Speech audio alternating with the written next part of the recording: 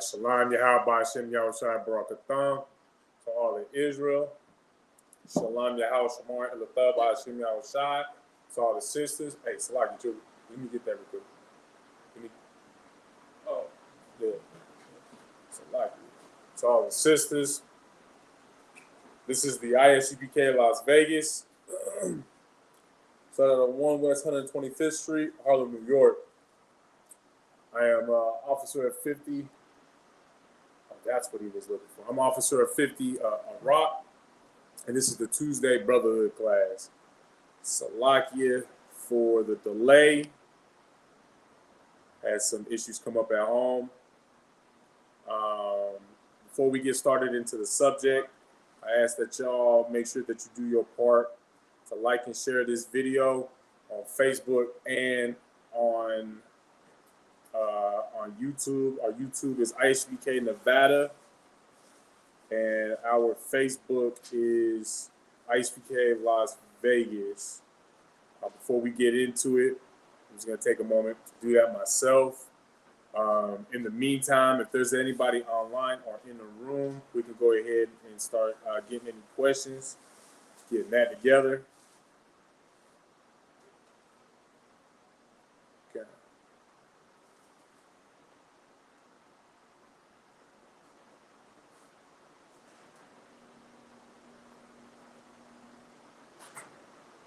We got any questions in the room? All right. See about the trooper when he comes back.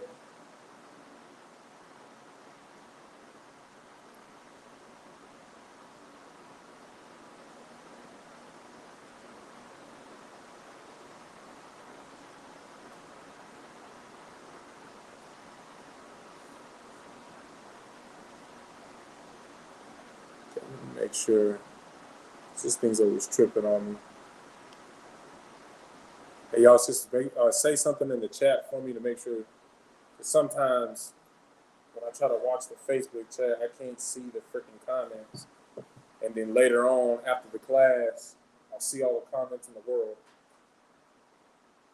Let me just do a check real quick.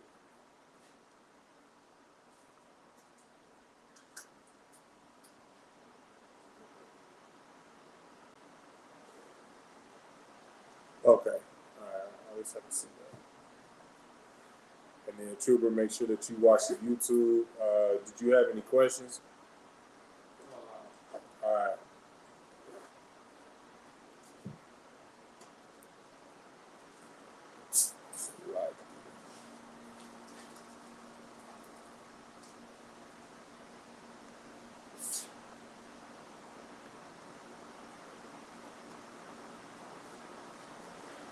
So we're going to start. Last 2 weeks, we read the book of 2 Maccabees, chapter 6, just to kind of touch on brotherhood and whatnot. To caveat off of that, we're going to read chapter 7, because I feel like chapter 7 really hits home. Because mind you, who can tell me a quick, give me like a cliff note of what we read in verse 6 the last 2 weeks? What had transpired in that story? What was the brotherhood that you could take from that story? See? Eleazar?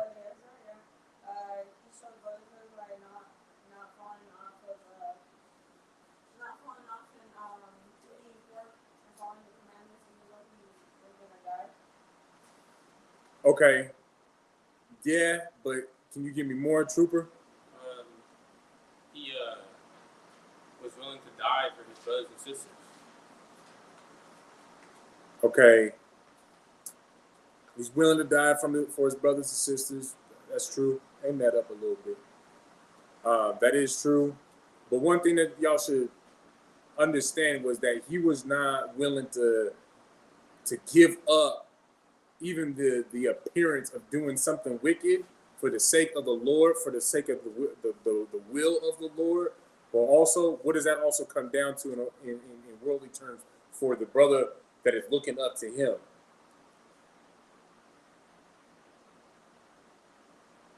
What does all that come down to? Go ahead. Leading by example. But there's one word in particular. What is today's class? Brotherhood. It's brotherhood. So all that. When you lead by example, like how you just said, you showing brotherhood. Now, mind you, what kind of example do you need to lead by, though? What is the example that you're supposed to lead by so that those that look up to you can follow in those footsteps, and it be it will reflect you as leading as someone who leads with brotherhood. How do you be that example?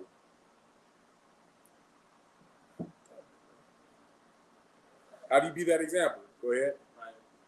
Willing to die for one another. Okay, that's not what I'm looking for. It's a little bit simpler than that. You're not wrong, but it's a little bit simpler than that. Think about what you weren't doing when you was in the world, but then when you found the truth, you started doing this.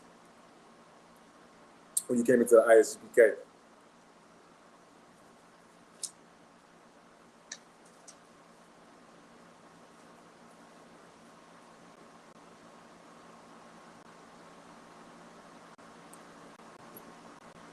Sis? Exactly. Following the law, statutes, and commandments. You understand? You follow those law, statutes, and commandments, you are that example that, for one, that the Father in heaven, the Most High God, wants you to be in the first place. You understand? Just like how, when we were growing up as children, your parents wanted you, if you're the eldest like myself, or you just had younger siblings, period, they always told you how you needed to be an example for your younger sibling. You need to be a good example. So how do you do that to please your parents? You simply just do as your parents say to do. And like Sis had brought out, when it comes to being an example for the Lord, you do as the Lord tells you. You carry out his will. And what is his will? Just to follow the law, statutes, and commandments. Have that brotherhood. You know what I'm saying? So Eleazar gave up his life, and what it comes down to, for the sake of brotherhood, but also because it was the will of the Lord. And that in itself is brotherhood, because you're setting that example for the brother and the sister to your left, your right, and behind you. Y'all understand? We got any questions? No? Okay, so now we're going to go ahead and move on to chapter 7. The book of 2 Maccabees, chapter 7, verse 1. All right, now this story, I feel like, not that it's necessarily, it's a little bit heavier, I think, because this deals a lot with a woman, a mother at that. She's a mother, she's a sister, a woman, and she showed the sisterhood pride of carrying out the Lord's will. Because mind you, and you guys will see as we read this chapter, the things that she watched be taken away from her, just because of, just like Eleazar, you know what I'm saying? That devil of a king, that oppressor was trying to make, how he was trying to make Eleazar eat that pork. The same story, just some different Israelites. But the thing is these brothers and this sister, they maintain that same integrity that Eleazar had. Y'all understand? So go ahead and read 2 Maccabees chapter 7, verse 1 when you got it, Baba Kashai. The book of 2 Maccabees, chapter 7, verse 1. Uh-huh. It came to pass also that 7 brethren with their mother were taken. So now, mind you, like I had already brought out to kind of set the tone, you understand? This is 7 brothers with their mother. So already, if you can put context clues together, you can start to see have an understanding of what she's going to lose, what she's going to witness be taken away from her. Go ahead. And compelled by the king against the law to taste swine's flesh. and were tormented with scourges and whips. Now, just like Eleazar, you understand? Just like what Eleazar and what's been happening to blacks, Hispanics, and Native Americans, period, throughout all the time, for whenever we don't adopt or take on the customs of these heathens, they treat us a certain way. You understand? And what is that way that they treat us? Read that last line again. Compelled by the king against the law to taste swine's flesh. So against the law, whose law, first of all? Whose law? The king's law. No, sis. The law of the Most High, going against the law, statutes, and commandments. How do you know that it was against the Lord's law and not the king's law? Go ahead. Exactly. Just simply putting it, swine is against the Lord's law. So exactly. All right. Go ahead and read on. Do you want to go to verse 2? Or? No. And were tormented with scourges and whips. So my question was, what's been happening to blacks, Hispanics, and Native Americans anytime we've been put into a situation where the other nations basically force us to take on their customs? They torment us with scourges and whips. They kill us in the streets. They turn us against each other. The list goes on and on. But summarizing all of it, they torment us. Because isn't it torment to see your own brother and sister come up against you? Just because of the fact that you are doing something, you're not doing what they will do? Give me an example of your family tormenting you. And it could be your blood family that you was, your worldly family that you was born into the world with, or, it could be your friends, whomever you call family, that started, tormenting you because of, you're not doing something that they do anymore. Give me an example of, what torment could be. Or, Lucky, what they would torment you for. Go ahead. Birthdays. Anybody else? Go ahead. Any holiday, period. Any of their customs. You understand? And what's part of the, the customs of the world? From this chapter, from the last 2 chapters at that. Go ahead. Eating swine. You understand? I mean, hell, go to any restaurant. Tell me how fast you can find some lamb chops, or any type of lamb. Period. You understand? And that's something that's holy to our people. That's something. That's a savored dish in the Israelite culture, right? It's not very many. Matter of fact, I used to go to Outback when I was younger, and I remember they would have lamb chops on their menu. And I took my rib a couple weeks ago to go to the Outback, and they had absolutely no lamb on the menu. And I tried to ask them, what happened to that? Why would y'all take that off? Oh, just people weren't eating it. But you know what is filled on that menu, just like any other menu in the restaurant industry? It's pork, bacon. They got bacon on bacon. That dog, I went to Sonic and see they had a milkshake with bacon in it. That sounds disgusting. I wouldn't even want meat in my ice cream. That sounds disgusting. First of all, but let alone they mixing their swine in their ice cream. You understand what I'm saying? This is their culture. You understand? But yeah, just like what y'all was bringing out, y'all 100% right. Birthdays, any type of holidays, any of those customs, your family tells you, oh, you changed. You're not like how you used to be anymore, and this, that, and the other. Birthdays isn't necessarily about you. It's about the person who's having that birthday. Why can't you just, give up one day for that person? Give them recognition so that we can come together. Oh, Christmas is just for the kids. Halloween is for the kids. It's not even for us in the first place. I mean, I'm pretty sure I'm buying that costume. I'm buying that candy. I mean, it might not be for me, but it sure as hell is hurting my pocket. For the kids, my ass. You understand what I'm saying? Let's go ahead and read on. Verse 2. But one of them that spake first said thus, What wouldest thou ask or learn of us? We are ready to die. rather to transgress the laws of our fathers. But one of them spake first. One of them stood up. He was like, man, like, what do you want? You understand? He asked, he said, what do you want to learn from him? Like, what do you want from us? Because the thing is, you also have to understand, oh kingly man, that we are ready to die. I'm ready to die for the sake of the law of my forefathers. What is he also saying what is he also saying that he didn't say?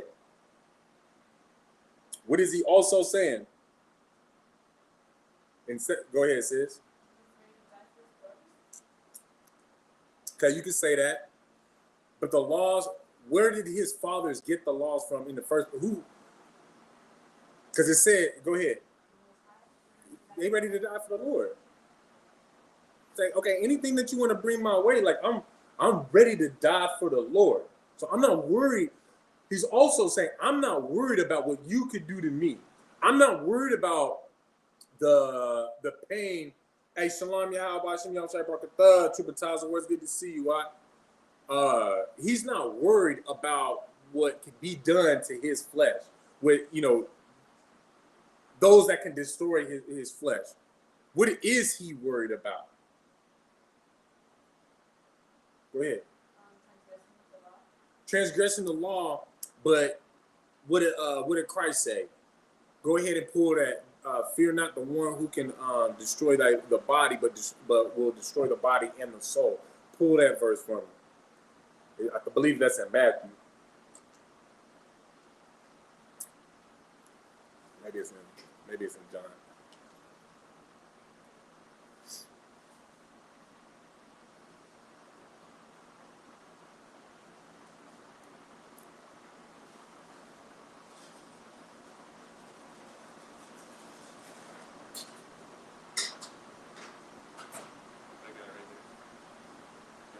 Yeah, go ahead. The book of Matthew, chapter 10, verse 28. And fear not them which kill the body, but are not able to kill the soul, but rather fear him which is able to destroy both soul and body in hell. Now, sis, who can only destroy the body? In this story that we're reading in 2nd Maccabees, who can only can destroy the body? So that king, right? So who is this brother more concerned with that can destroy the body and the soul? Who is that can do that? And why would the Most High destroy his body and the soul? So essentially, by doing what the king says over what the Lord says, right? And you're exactly right. So the brother is more concerned about what the Lord will do to him rather than what he would do. I mean, I'm ready to die for this. Do as you please. Like, what do you want from me? You understand? Go ahead and read verse 3.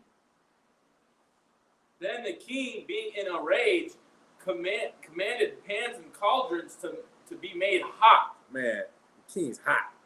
He's so hot. He said, man, put some doggone pans and cauldrons to be as hot and boiling as my fury right now. Go ahead.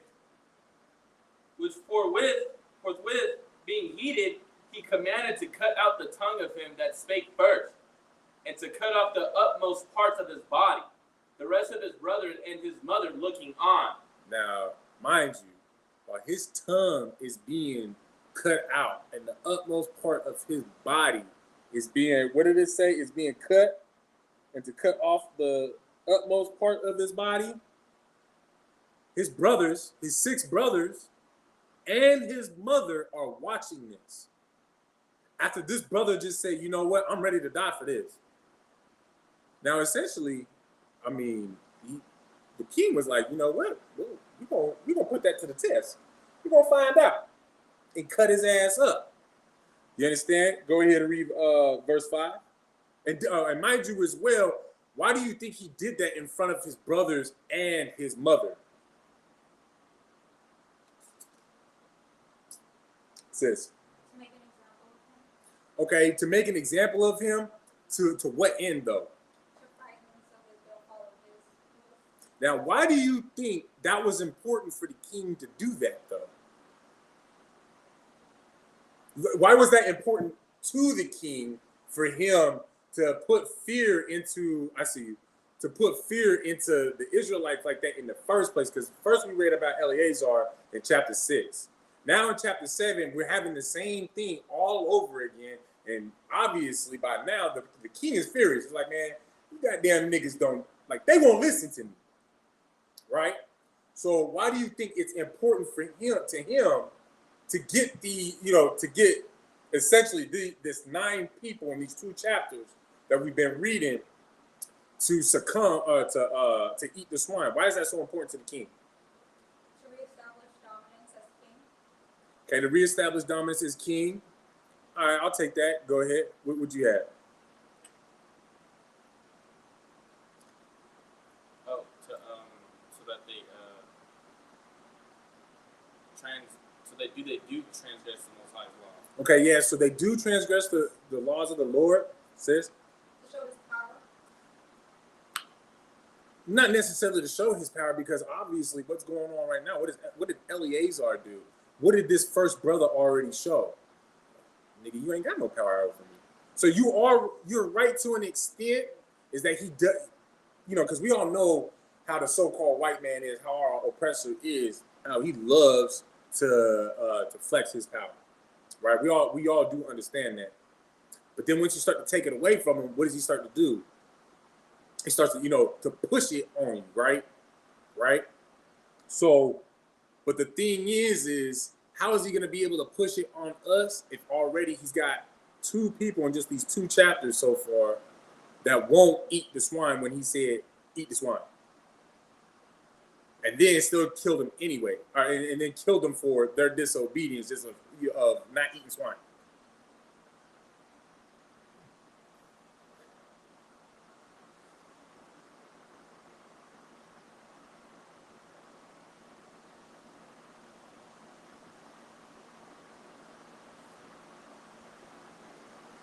Nobody? What was the question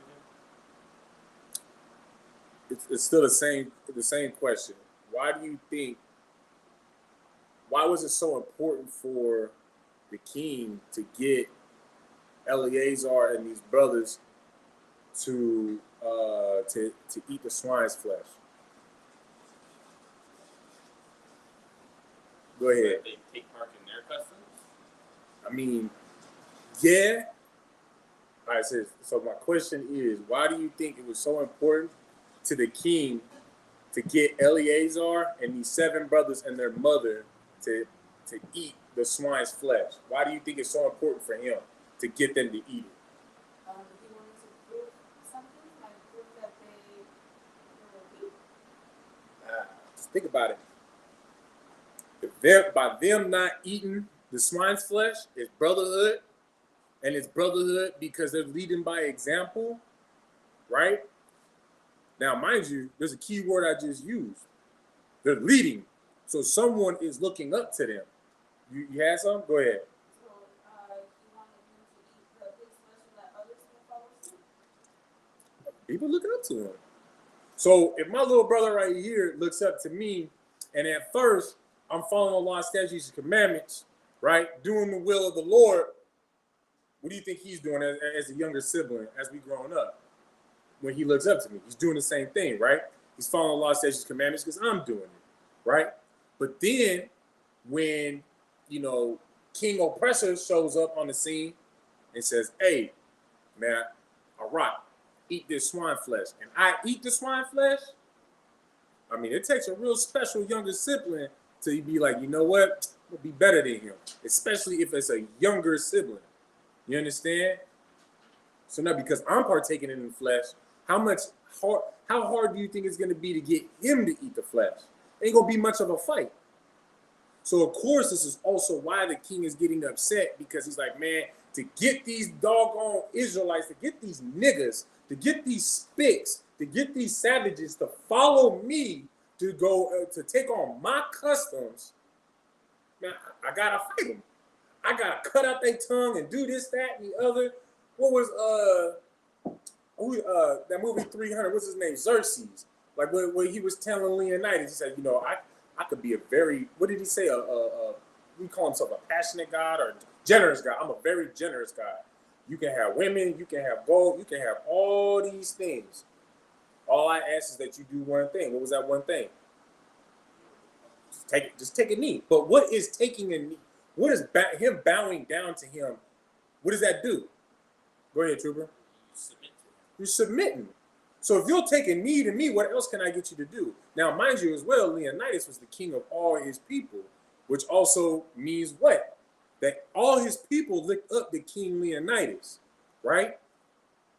So if King Leonidas does it, what the hell is all his people going to do? Right? So it's the same exact thing going on here. You understand?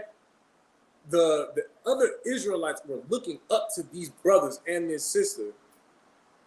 And that's why the king, first of all, obviously, this is why the king had even picked them in the first place. That's why we're reading about them as well.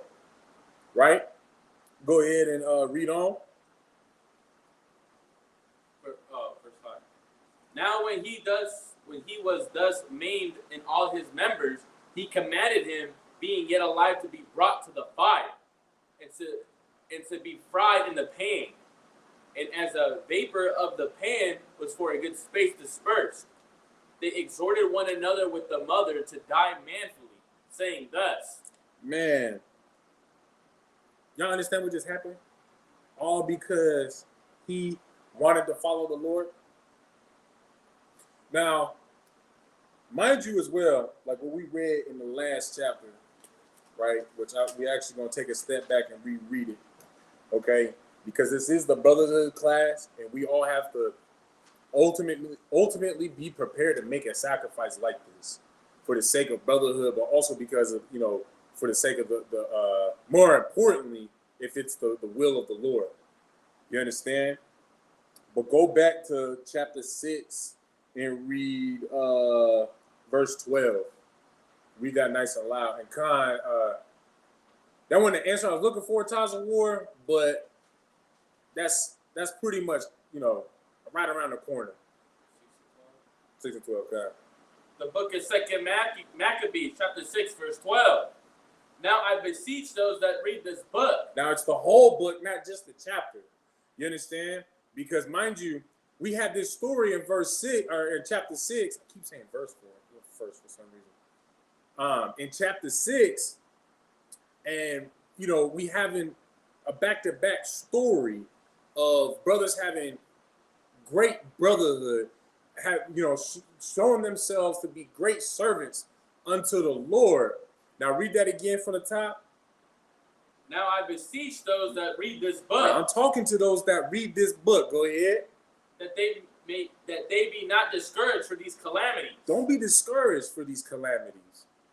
You understand? In fact, you should find courage in the sacrifices that your brothers and sisters to the left and your right were prepared to make. You should find the courage in yourself from reading their stories. You understand? Because hell, who can tell me who did that themselves? Who found courage and maintained their courage from reading, the courage of brothers and sisters before him, sis? Yahushua Mashiach. Because mind you as well, we always have to keep in mind when we read the New Testament and we're reading Yahushua's sayings and Paul's sayings and Peter, what everybody did and whatnot, all the way from Matthew to Revelation, they didn't have the New Testament. You understand? They didn't have the New Testament to fall back on. But you know what they did have? They had these apocryphal books. You understand? These books that are in the Apocrypha. They had the Old Testament, which was removed, the Apocrypha was removed from the Old Testament. These books right here that you read in this book, the Roman Catholic Church removed it from the Bible. You said 1828, 1848, in 1828. You understand? So was Christ before or after 1828? He was before 1828. So that means when he opened up the Bible, these books were in that Bible that he read. So he read about Moses, David, Solomon, Isaiah, Ezekiel, etc., and then he read about Eleazar, and also these 7 brothers and this mother and their mother. You understand? Go ahead and read on. But that they judge those punishments not to be for destruction, but for a chastening of our nation. I mean, just remember that, these judgments sometimes are not. These judgments are not for the destruction of our nation, but the chastening of our, for the chastening of our nation, not the destruction of our nation. You understand? Because mind you, if the Most High wanted, Israel to be destroyed, if these things were happening to us for us to be destroyed, we would have had the same fate that had met the Tasmanians on Tasmanian Island. You know that was a real people, right? And they are extinct because of the so-called white man. The British went down to Tasmania and killed everybody there. All of the Tasmanian native people, killed them all. Now, isn't that exactly what they try to do with the Native Americans here in America? I mean, essentially, isn't that what they tried to do when they invaded South America as well?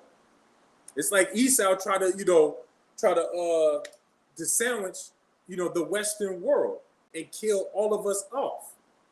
Even brought blacks, the so-called black, the so-called Negro man, over from West Africa over into America. Say, hey man, build this up, and then now they trying to kill us off, right?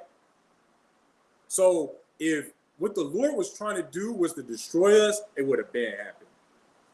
Keep that in mind. Always remember that.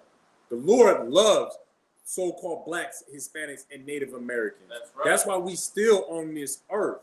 You understand? It's because of his love, his grace, and his mercy for his own people. But mind you as well, there's someone in the Bible that ain't going to get that mercy. Does anybody know? Just real quick. I know on sidebar, we'll just answer this and then get right back onto the story. Who's not going to receive mercy in the Bible in the end? Go ahead. Esau. The so-called white man that the Bible speaks of. He's not going to receive mercy from the Lord. You understand?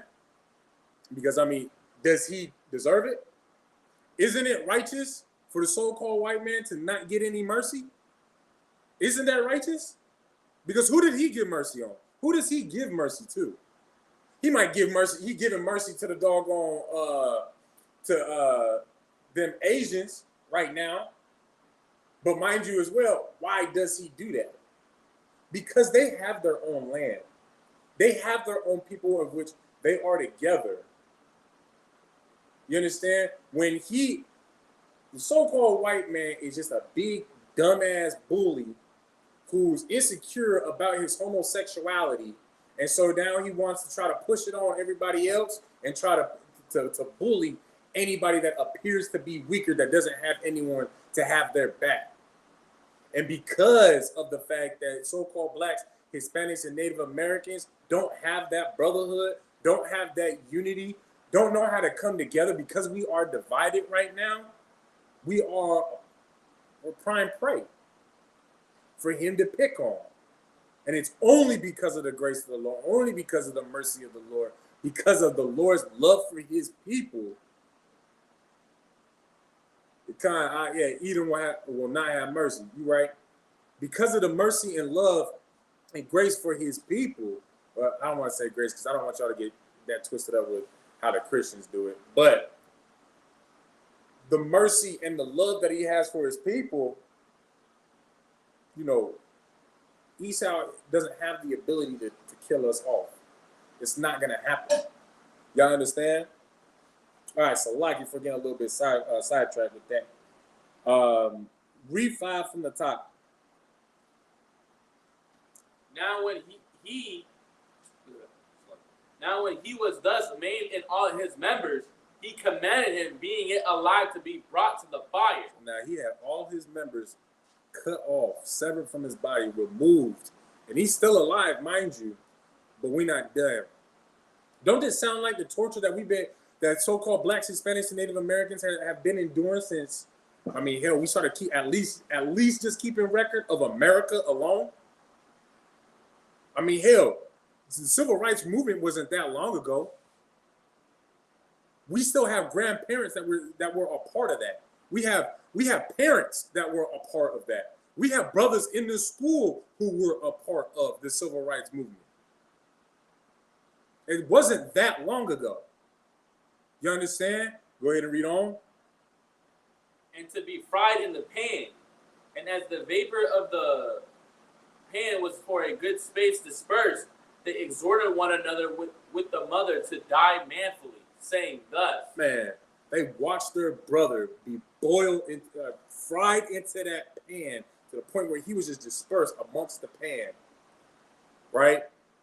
And still his 6 brothers said to their mother about how they're going to die as a man like their brother did. Go ahead. Let's find out what all he says. Go ahead. The Lord God looketh upon us. They are aware that the Lord is looking down on them. Go ahead. And in truth hath comfort in us, as Moses in his song, which witnessed to their faces, declared, saying, and he shall be comforted in his servants. So, how is it that the Lord is being comforted by that brother who just got fried in that pan? Or those 6 brothers that are, basically letting their mother know, like, hey, like, we're going to die as men. I love you, Mom, but I'm prepared to die as a man. Go ahead, Trooper. Because they're dying to the Most High. They're serving the Lord. Exactly. They simply just serving the Lord. The Lord's commands, his orders are more important and heavier than some man on this earth, than his orders and commandments and commands. Y'all understand? What the Lord tells me to do is more important and holds more weight than, what the slave master says. And y'all got to understand that the Lord finds comfort in that. You know what? I can rely on that brother. I can rely on that sister. It don't matter who it is that's trying to tell them what to do. He ain't gonna be led astray. It don't matter what's on the line, whether it's the members of his body, his life. It don't matter. What comes first? The Lord does. I do. And so the Lord said, I find comfort in that. I find comfort in this servant. Y'all understand that? All right, let's go ahead and read on. Verse 7. So when the first was dead after this manner, they brought the second to make him a mocking stock. And when they had pulled off the skin of his head with the hair, they scalped this brother. Go ahead. They asked him, "Wilt thou eat before thou be punished throughout every member of thy body?" Now they pretty much scalped him. Now, okay, this is they pulled off the skin of his head with the hair. So they were pulling. They really didn't even scalp. They just pulled his hair so doggone hard, the hair was ripping up his skin. And while they're doing this, what you gonna do? You want to end up like your brother? Or you want to eat this swine? I mean, it's really simple. All this and stop.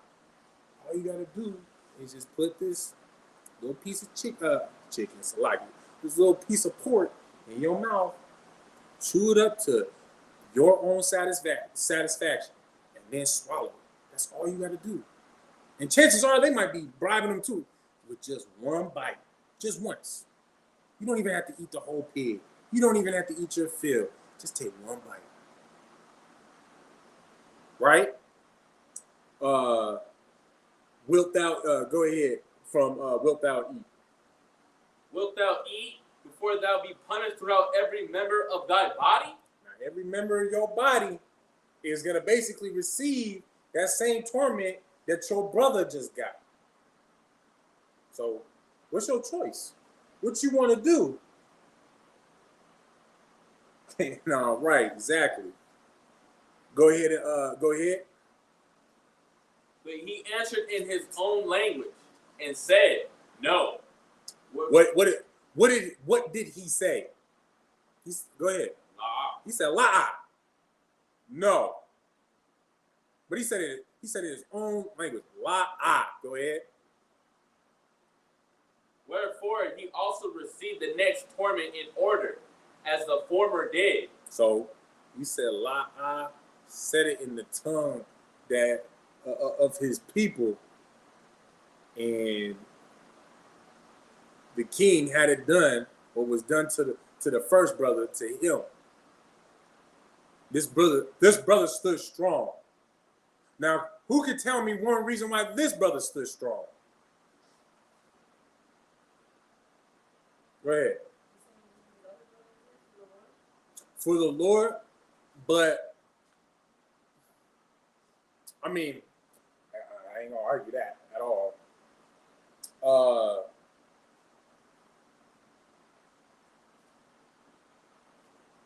But I don't want to put this question. Go ahead, Sid. He followed his brother's example.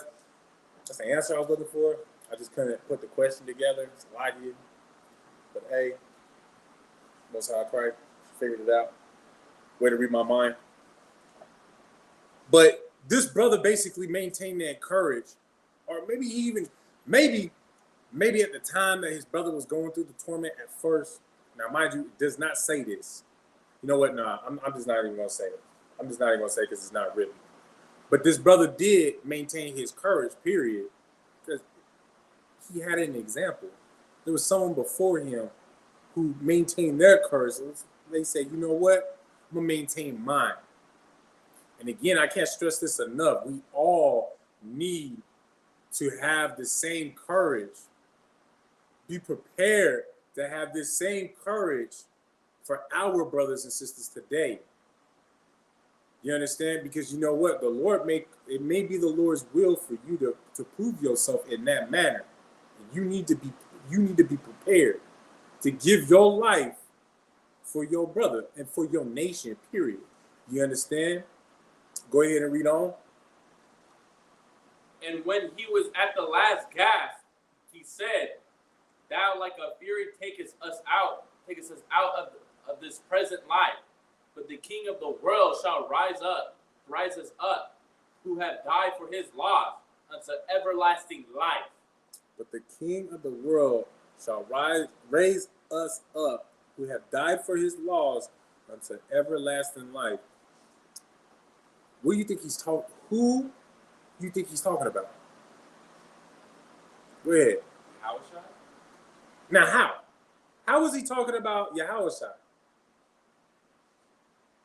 Because didn't we just discuss that Yahushua read this book? So if he read this book, this was written aforetime, right? Before Christ, right? So what is this? What is the second brother? What is he talking about? How does he even know about this king that is going to die for the laws? How does he know about it? Go ahead, Sid. And what was that? No.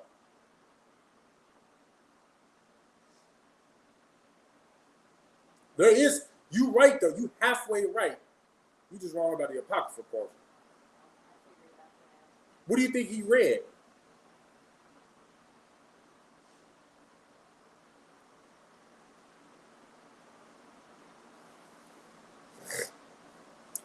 Give me Isaiah, what is it? Isaiah 24 and I want to say it might be the last, but let me look.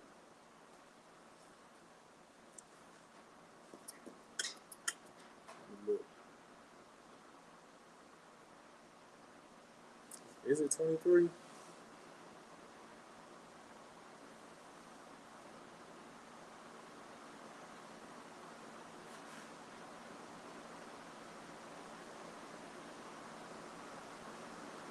No, it's not this one.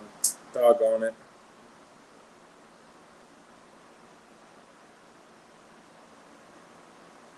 There's a different one I wanted. That was a different one. You know, I'll get it. If you remind me next class.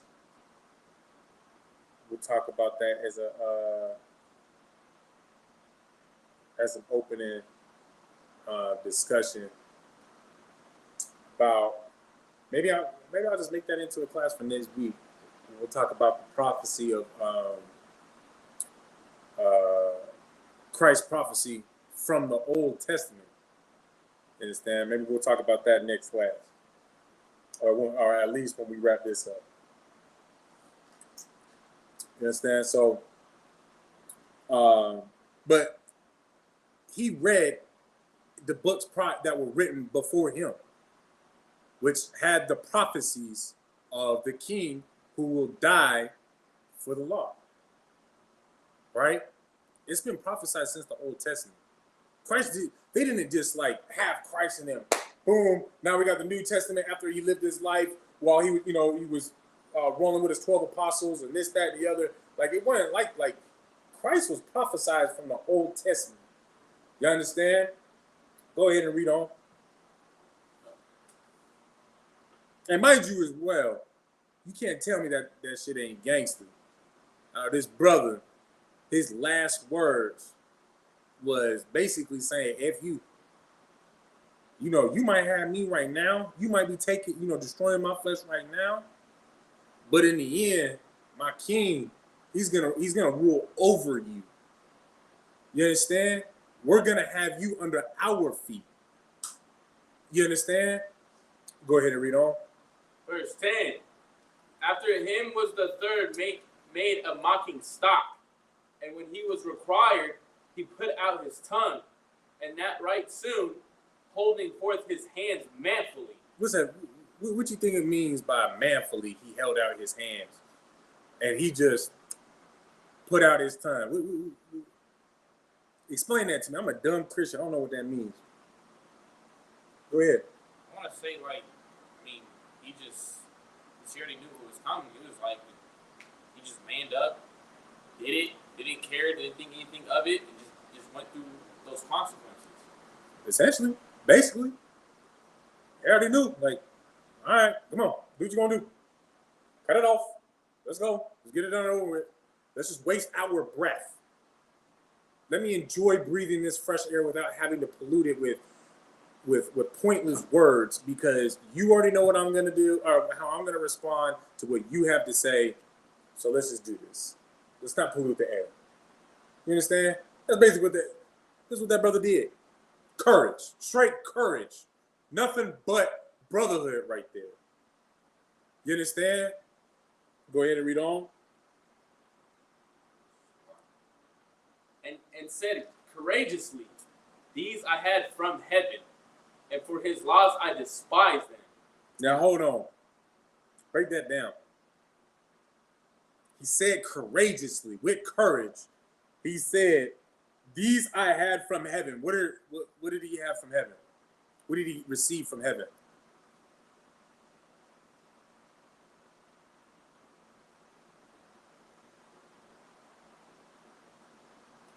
Go ahead. Talking about his hands and his tongue. I mean, hell, technically his whole body. But yeah, he said, here, everything you want to take, like I got them from heaven. And because of the law, I despise these things. What exactly is he despising and why?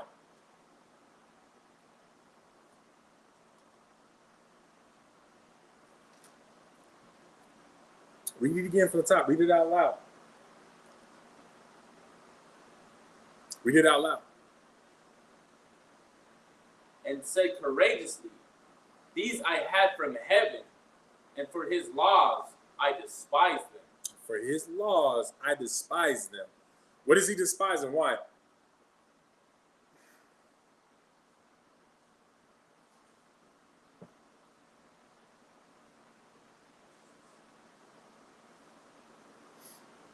Yeah, go ahead.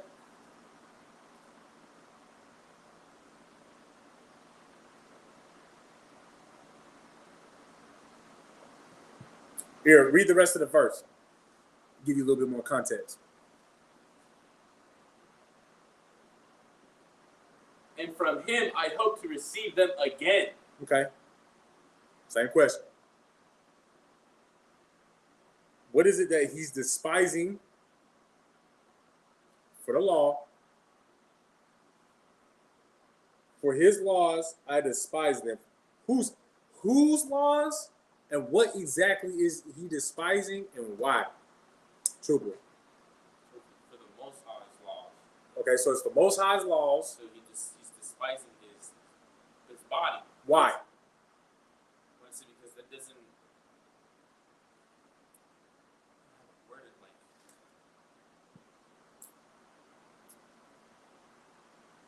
having that body basically it doesn't do any it doesn't help you um,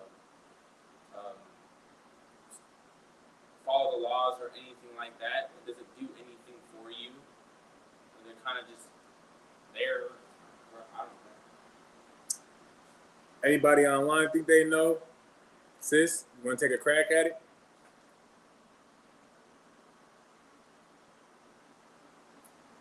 I think that maybe he despises it because it is flesh and flesh can be weak. That's actually a really good way to put it. That flesh can be weak because, I mean, you can bring that precept out that if, if one hand offend thee, cut it off. One eye offend thee, pluck it out. You understand? But no, that's not what I'm looking for. Exactly. It's not what I'm looking for. Give y'all a few more minutes to see if y'all want to try to crack at it again, or if anybody online has an answer. Check YouTube. We got anything at all on YouTube? Anybody been coming in on YouTube? No. All right.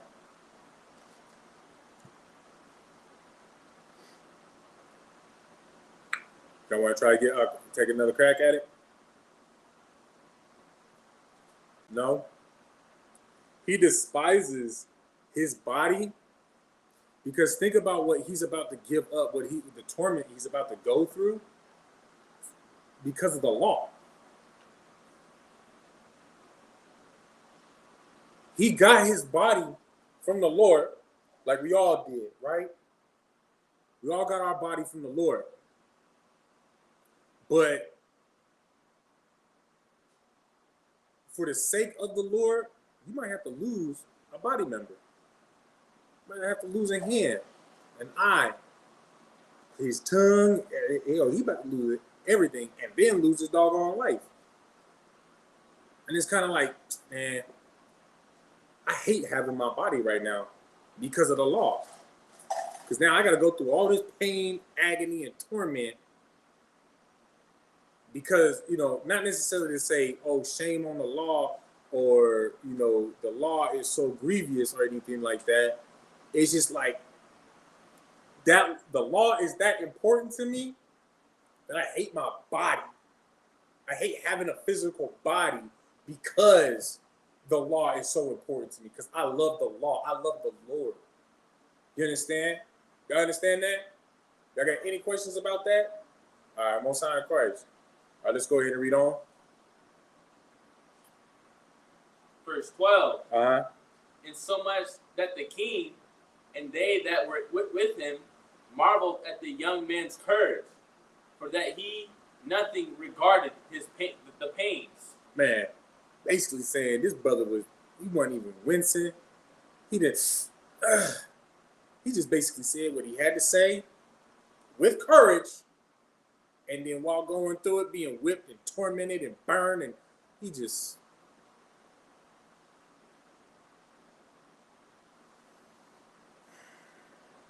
sat there, took it, just like that. And the king and even his brothers was like, ah, dang, that's a strong ass brother right there. That's a strong ass brother right there. You understand? Go ahead and read on. Verse 13. Now when this man was dead also, they tormented and mangled the fourth in like manner. Now, it's just one after another. One in a line. Y'all see how, first of all, Salaki, y'all see how wicked this doggone oppressor is? Y'all see what he's doing just because we won't eat pork? This is because our brothers want to eat pork? Y'all see how wicked that is? That's disgusting. Now, mind you, as well, obviously, the king's got the stomach for it. He's got the heart and mind for it. It don't obviously it's not really phasing him. And him being a white man, chances are he really enjoying this. I mean, isn't it usually white people who like all that gruesome stuff in the first place? Majority of the time, I mean, they the real hunters on this earth. They the best hunters on this earth. I mean, and to hunt, what does that involve you doing? Kill things. But mind you as well, ain't nobody as diabolical as the so-called white man, our oppressor, when it comes to, tormenting people, tormenting things, period.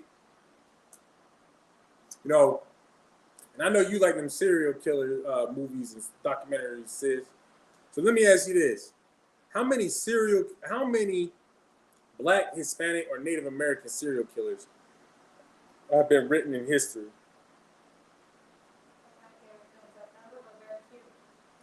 Salaki. See, I was thinking the same thing. I just didn't want to speak out of turn and just say that there's never been one. But mind you, as well, when we kill, there's a backstory to it.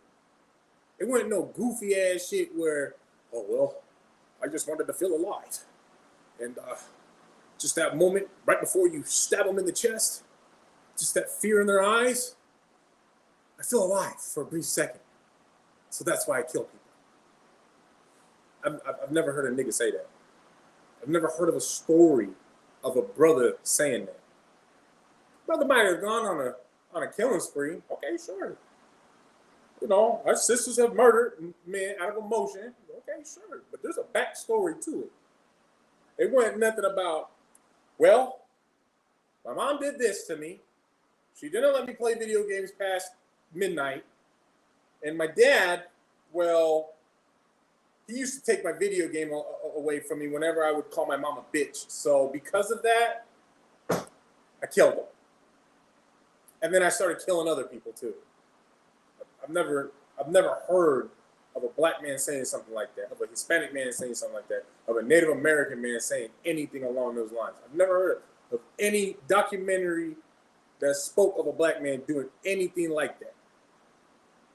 Now, mind you as well, I've heard of our people being upset with how they've been treated and got sick of it, whether it was them individually, their family, their friends, what have you. They got sick of it and revolted. I retaliated. I've heard of that. And I mean, can you blame them? But I don't blame that white man that just sits there and says, I kind of just like the way that people scream when you pour hot oil on them, or when you shove certain things in their body parts and put animals inside of that so they get eaten from the inside out. Now, mind you, the white man did things like this. Put rats. They put a tube in your rectum and feed a big ass rat down the tube, and that rat had to eat its way out, or eat its way in, where they set the rat on your belly, put a metal bowl over the rat, and heat up the bowl. There's only one way out. That's through your stomach, and then back out your body. These are tormenting inventions that the white man created. You understand? To boil, to cut off someone's tongue, then cut off all their body members, then fry them, mind you as well, doing all of this in front of their siblings and their mother. I mean, how diabolical do you have to be though? And it don't stop at just one. It's not just a couple of them. He essentially, with a spoiler alert, but he kills that whole family over not eating pork. Or, in modern terms, because mom didn't let me stay up past 1 o'clock in the morning. So I killed her. That sounds like the same spirit to me. I mean, I don't know about y'all. It's a lot here. Let's go ahead and read on. Verse 14. Uh-huh. So when he was ready to die, he said thus, it is good, being put to death by men, to look for hope from God, to be raised up again by him. As for thee, thou shalt have no resurrection to life. Man, who could break that down? What's he saying right there? He's already ready to die.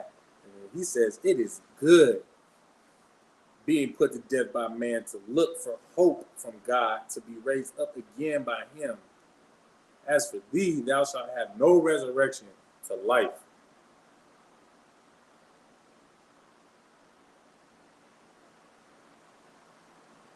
Yeah, it's good for you to put me down. Do what you got to do. I'm glad you get to enjoy yourself right now. Because you know what? In due time, the Lord is going to raise me up. In due time, to kill you off.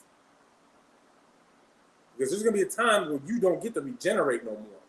You don't come back onto this earth no more. You don't get to walk on this earth no more.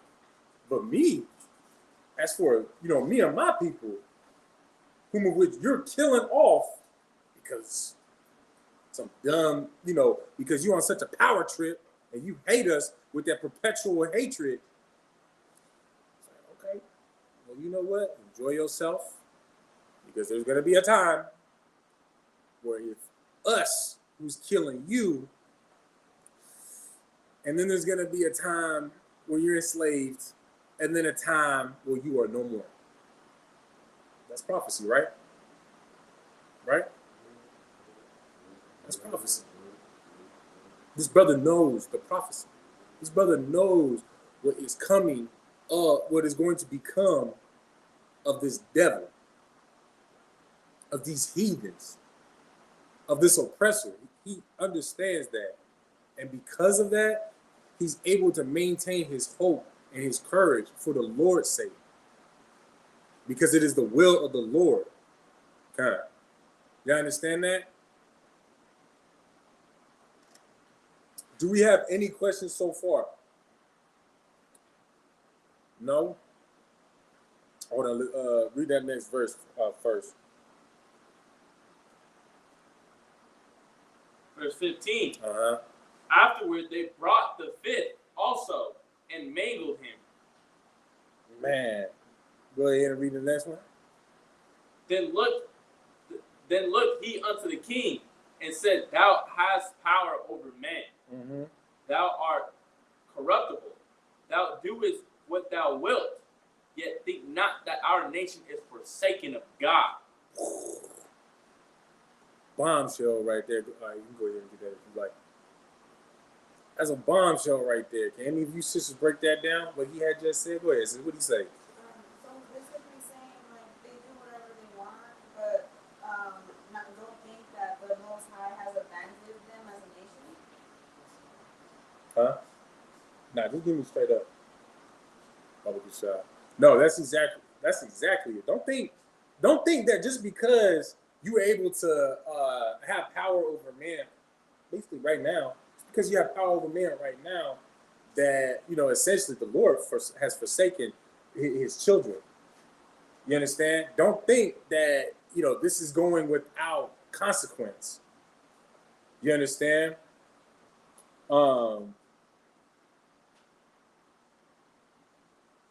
He went inside. Okay, I'm going to read on until the trooper gets back. Verse 17. But abide a while, and behold his great power. How will he torment thee and thy seed? Now, how would you break that part down? Go ahead. So basically saying like just wait until the Most High does what you're doing to us, to you and your culture. How would you simplify what you just said? Go ahead. Wait for that righteous judgment that's coming your way. Them lashings that you put me and my people through for all these generations, just wait till you get yours. You understand? All this that you've been putting my people through, that you putting me through, this brother is basically saying, he's like, man, do your worst. Do what you gotta do. But my God is a righteous God. And what you do to me, when it's time for me, when it's the time that the Lord says to for us to be hunters of men, for us to go and inflict the righteous judgment back onto them for what they've done to us, he knows. It's like, you know what? Because I'm dying willfully for the sake of the Lord's will and his laws, to let you just do what you got to do, I'm going to be paid for that. And part of my payment is, oh yeah, I'm going to at least be the overseer, cracking that whip on that ass. No, pick that cotton faster. Cracker. White boy, honky, whatever you want to call him. Pick it faster.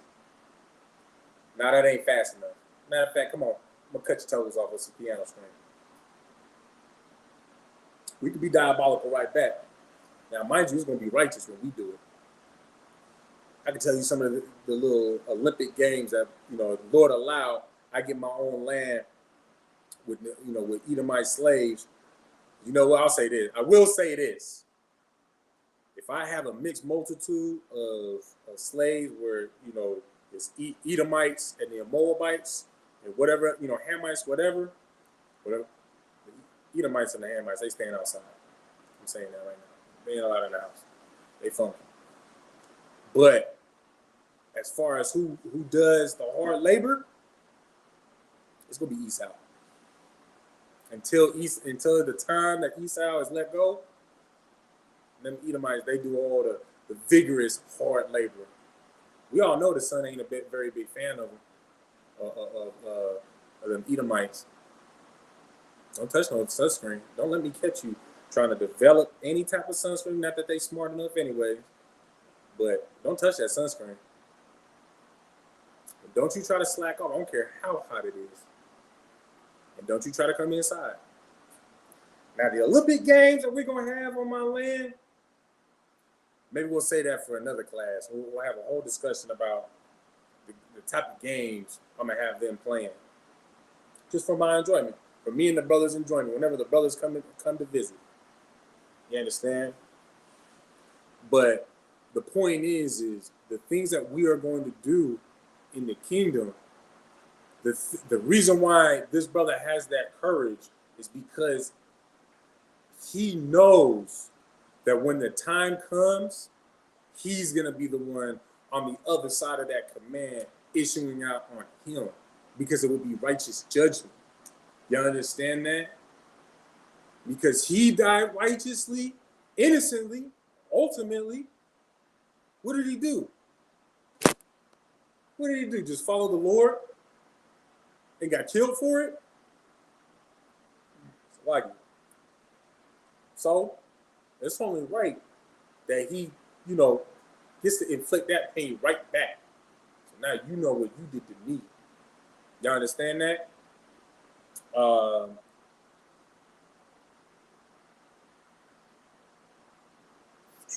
We just read verse 17, but about a while, his great power and he will torment. Yeah, like I said, just wait. Just wait until the tables have turned. Go ahead and read up verse 18, Baba Kashab. After him also they brought the six, who being ready to die, said, be not deceived without cause, for we suffered these things for ourselves, having sinned against our God. Therefore marvelous things are done unto us. Now, what's a precept that we've already read that goes along with that?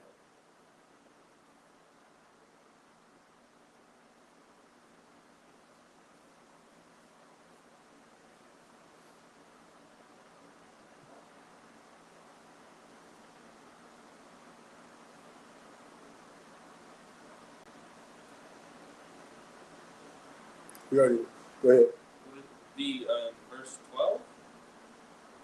Verse 12, read it. in so much that the king and they that No. and,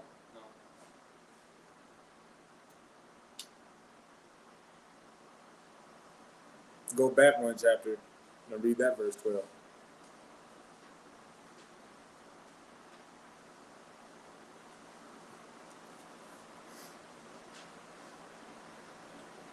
Now I beseech those that read this book Mm-hmm. that they be not discouraged for these calamities, Mm-hmm.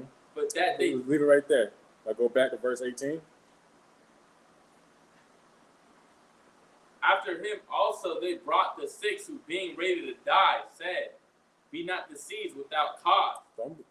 Don't be tricked. Don't be thinking that we doing this for no reason. Go ahead.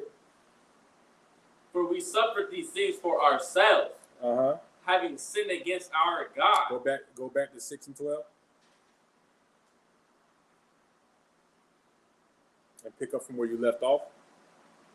But that they judge those punishments not to be for destruction, Uh-huh. but for a chastening of our nation. For what? A chastening for our nation. Now go back to 18.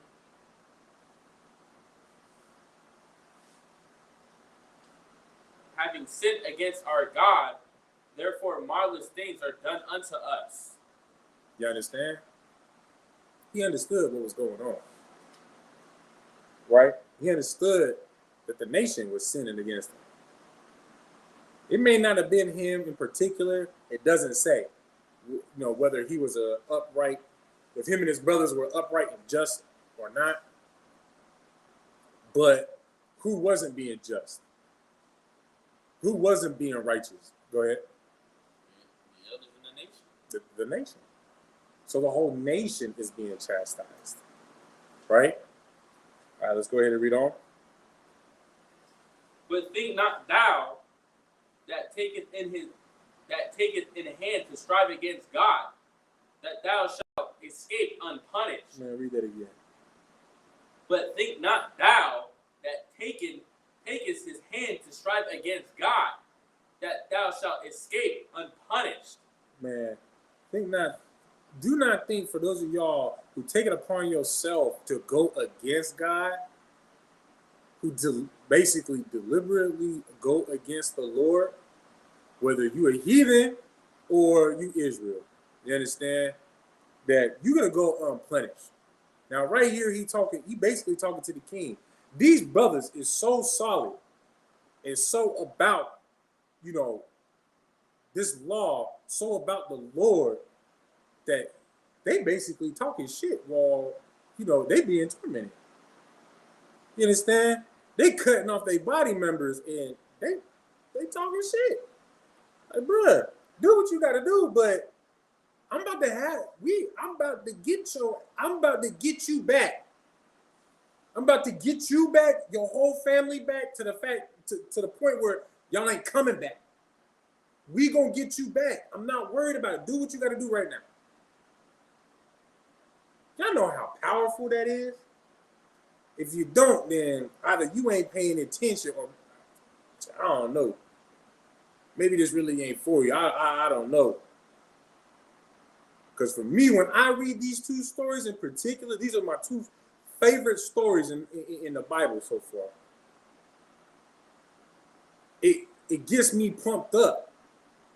It motivates me to try to be a better brother, a better husband, a better father, a better son, a better servant.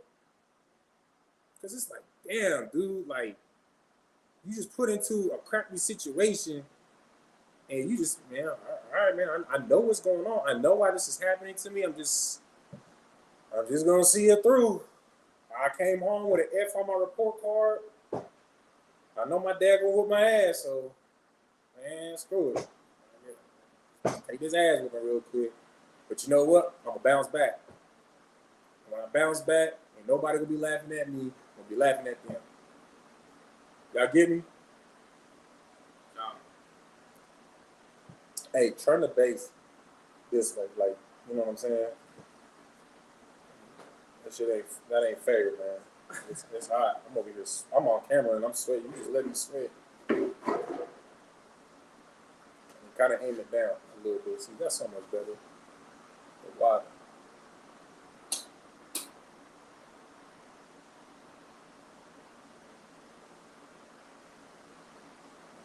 it to the left like 2.5 inches. Come on. Alright, that should be too hard. Make sure it's in you too. There we go. Alright, I think we too loud. Salaki. Man, Vegas get hot out here. Salaki, y'all. Damn nigga cook an egg in the middle of the street right now. And it's, what is it, 8:30 at night. Salaki. But go ahead, moving on. Verse 20. Uh-huh. But the mother was marvelous above all and worthy of honorable memory.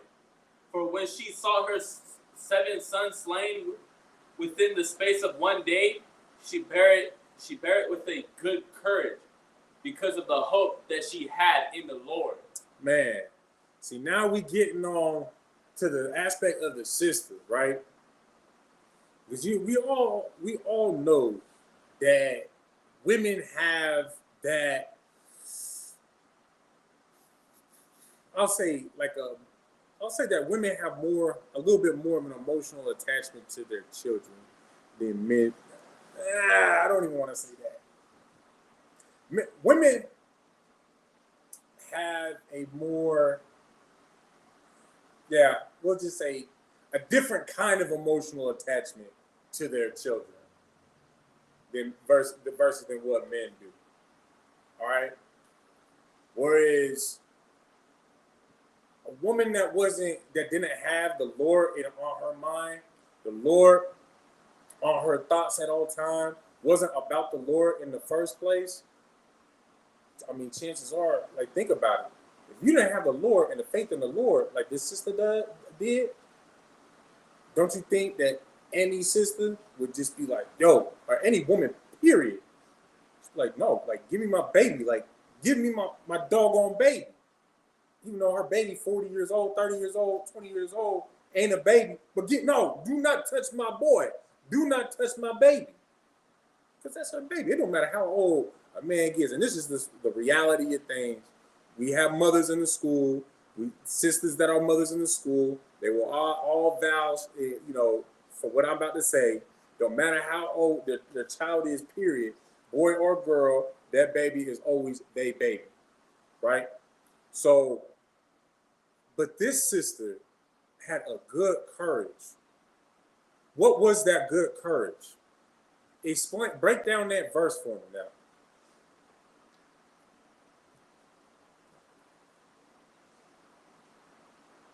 Now, mind you, it said, but the mother was marvelous above all and worthy of honorable memory, which is why we're reading about her right now. This is why she's included in this story. This is why, it started the very first chapter. The very first verse of this chapter started off with, it came to pass also that 7 brethren with their mother.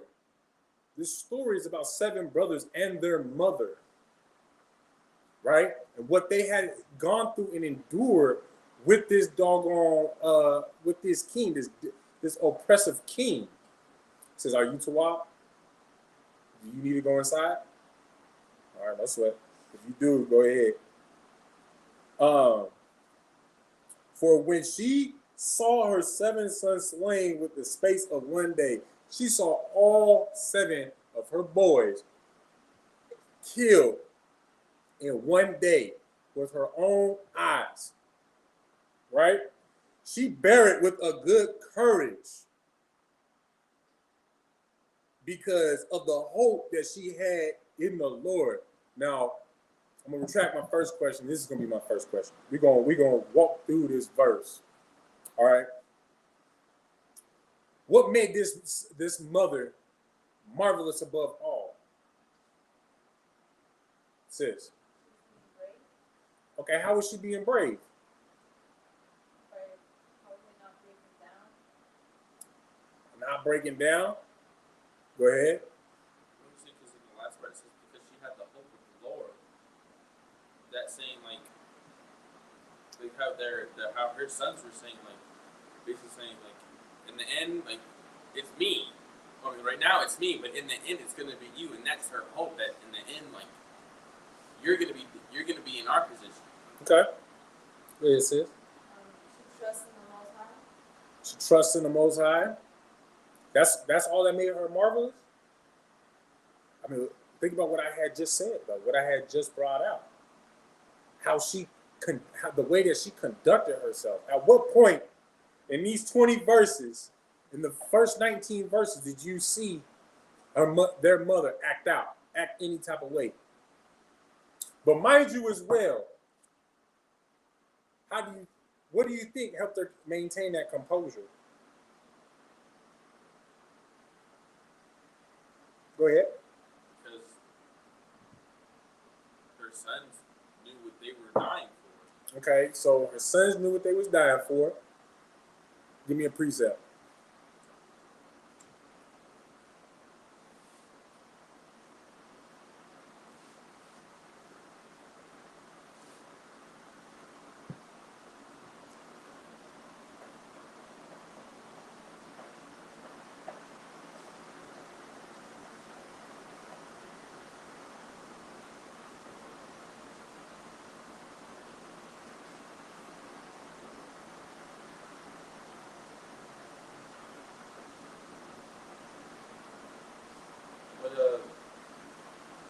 Chapter 7, verse 9. Go ahead, read it. And when he was at his last gasp, he said, "Thou like a fury take us out of the present life, but the King of the world shall raise us up, who have died for his loss, unto everlasting life." Okay, you use that. What else? What's another one?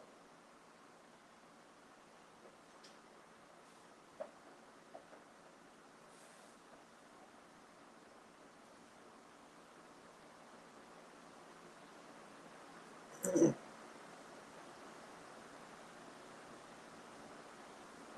use 11 as well? Go ahead. And said courageously, "These I had from heaven, and for his loss I despised them, and from him I hope to receive them again." Okay, you use that. That's good. That's the one. But give me another.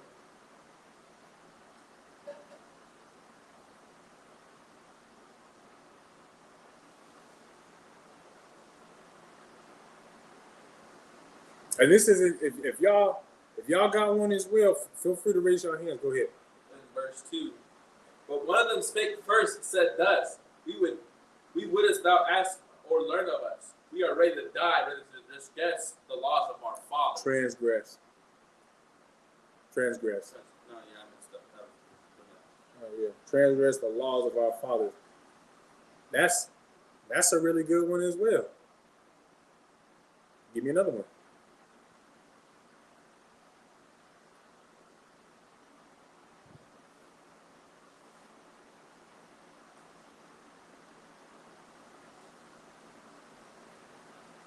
Verse 14. Uh-huh.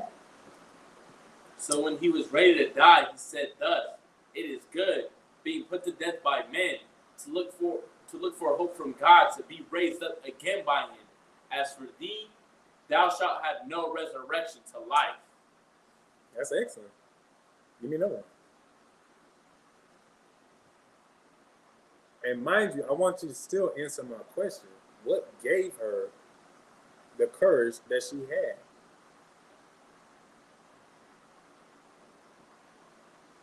Go ahead. Because of the courage that her sons had. So, what gave her the courage that she had? Her sons gave her that. Okay, but what was it about her sons? Go ahead, sis. Get the sister a hand. You think that brotherhood does not exist between a son and his father? Y'all don't think that there's brotherhood between them two?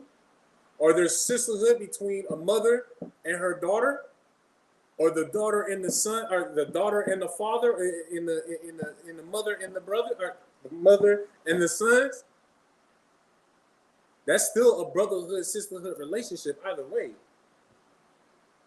Y'all understand that, right? Because you know that there's a time where both parties take care of each other. Damn near a guaranteed time, as long as one or the other doesn't bury each other, too soon. And the only thing I mean by too soon is um, like a father burying his son. I mean, in my opinion, that's too. Children should be burying their parents. In my opinion, you understand? Or when a child has to bury their parent when they're just a child, which this is the reality of the world that we live in. That does happen. Just too soon. You understand? For some, you can perceive that as too soon. You understand? But so that's brotherhood going on. But there's one verse in particular. Well, really, there's two verses that I wanted you to pull. You pulled one of them, which was verse 2. But now I want you to pull verse 5. Mind you, as well, all the verses that you did pull were excellent. But the ones in particular was 2 and 5. More so 5. Because 2 and all the other ones you did pull, that was each individual speaking. But I want y'all to tell me why I wanted 5 in particular. Go ahead and read verse 5. Now when he was thus maimed in all his members, he commanded him, being yet alive, to be brought to the fire, and to be fried in the pan. And as the vapor of the pan was for a good space dispersed, they exhorted one another with the mother to die manfully, saying thus, Actually, go ahead and read verse 6 as well. The Lord looketh upon us, and in truth hath comfort in us, as Moses in his song, which witnessed to their faces, declared, saying, and he shall be comforted in his servants. What does it mean to exhort? It said that they exhorted themselves with their mother. What does it mean to exhort? Go ahead. Okay. We're gonna make sure. Sister says to encourage. Go ahead. Exhort, strongly encourage or urge someone to do something. Man, give the sister a hand, first of all. Now, I'm going to ask the question again.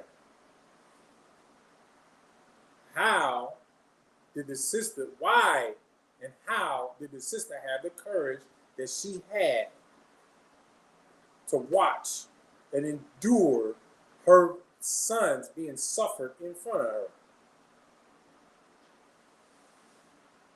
You said brotherhood, go ahead. But what was that act of brotherhood? Go ahead. It was in the part where it says that they were encouraging one another with their mother that died naturally. But her sons showed her brotherhood, and they all discussed amongst themselves and included their mother and said, yo, this is what we gonna do, man. We all gonna die today. Like, hey, I love y'all. Like it was a pleasure, growing up with y'all. It was an honor. Lord allow, we can get raised up. We can come back through the same womb, the same seed, the whole shebang. The 7 of us all over again. But this is what we're gonna do. Because we know what the game is. We know what's going on. Man, let's maintain this brotherhood. Nobody back out and see this all the way through. I'm up next, man. Let's all do this. Her mother was included on it. You understand? Y'all see how powerful that was? And not only is it a spit on Yahweh Shamashiach's grave for you not to have any type of brotherhood, but not having brotherhood is a spit on them as well. Because, mind you, what happened to them was because of our mistakes. For all you know, you were in Athens at that time, walking the earth, being a whore, being a homosexual, doing whatever manner of wickedness that you was doing. You could have been there and been responsible for that chastisement that the Lord was putting on our nation at that time, being directly responsible. You understand what I'm saying? But ultimately, we all responsible because we all Israel, and we all caused each other to be chastised in the first place. Y'all understand me? Y'all understand me? Y'all understand? But do y'all understand that brotherhood though that was shown amongst those 7 brothers? Well, technically at that time it was 6. Those 6 brothers and their mother. Man, it's simply because that mother was about the Lord. They say, you know what? I know what y'all doing. Let y'all do it, and I support it because I have that same faith as well. And so, I'm just, the only thing I can do is support it. She's counted as marvelous for that because she could have easily, and somewhat understandably so, acted out with the utmost outrageous emotional rage.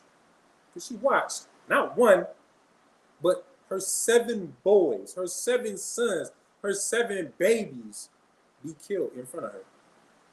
And not just, stab them in the heart, something real quick, fast, and snap. No. Tortured and tormented. Burnt alive. Dismembered. All in front of her. A slow death. She watched her sons die a slow death. And yet this sister stayed true and held fast to what she knows, how she's supposed to conduct herself. Because ultimately, whose will is this? It says, it's the Lord's will. So this is the will of the Lord. Who am I to try to stop this? Ain't nothing wrong with you feeling terrible. God damn, man, like it's my heart in my feet. Like, I'm watching my kids die. Ain't nothing wrong. You can feel however you want. You understand? But at the end of the day, this was the will of the Lord. What was it, the 5th or the 6th brother that said that as well? What was it? Read verse 18 real quick, and then we're going to move on. Salaki. After him also they brought the 6th, who being ready to die said, be not deceived without cause, but we suffer these things for ourselves, having sinned against our God. Therefore marvelous things are done to us. Marvelous things were being done to them because of our actions. And he understood that. Y'all tracking on everything I just said. Do y'all have any questions so far? Most High in Christ. Let's go ahead and read on 21. Yea, she exhorted every one of them in her own language, filled with courageous spirits, and stirring up her womanish thoughts with a manly stomach. She said unto them, What it said that she stirring up her womanish thoughts with a manly stomach. What does that mean? Go ahead. She moved her emotions up away and like basically dealt with it. Dealt with it like a man would. Like I said, there's nothing wrong with you feeling any type of way about witnessing something like that. But there is a way that a woman would deal with it, and there's a way that a man would deal with it. Is there not basic? There's proof right there in the verse. It just said that she removed her womanly thoughts and decided, I'm gonna deal with it like a man. Doesn't that in itself let you know that the two of us would deal with it differently? But does that mean that we would feel differently about it? Just because we watch our son, a man and a woman watch, both of them watch their sons die, all in the same day, in the same manner? You think the man ain't gonna feel or think any differently than his woman is? No, she's just gonna think differently. But it's the man that's gonna act differently. Or Salaki, I messed that up. The woman is gonna act differently, and that's it. Well, a lot of times, you know what? Like I said earlier, I really don't blame y'all. Y'all would just want to wow the hell out. That's not 1 but 7, and at that, all your boys. I get that. You understand what I'm saying? But nah, she had courage.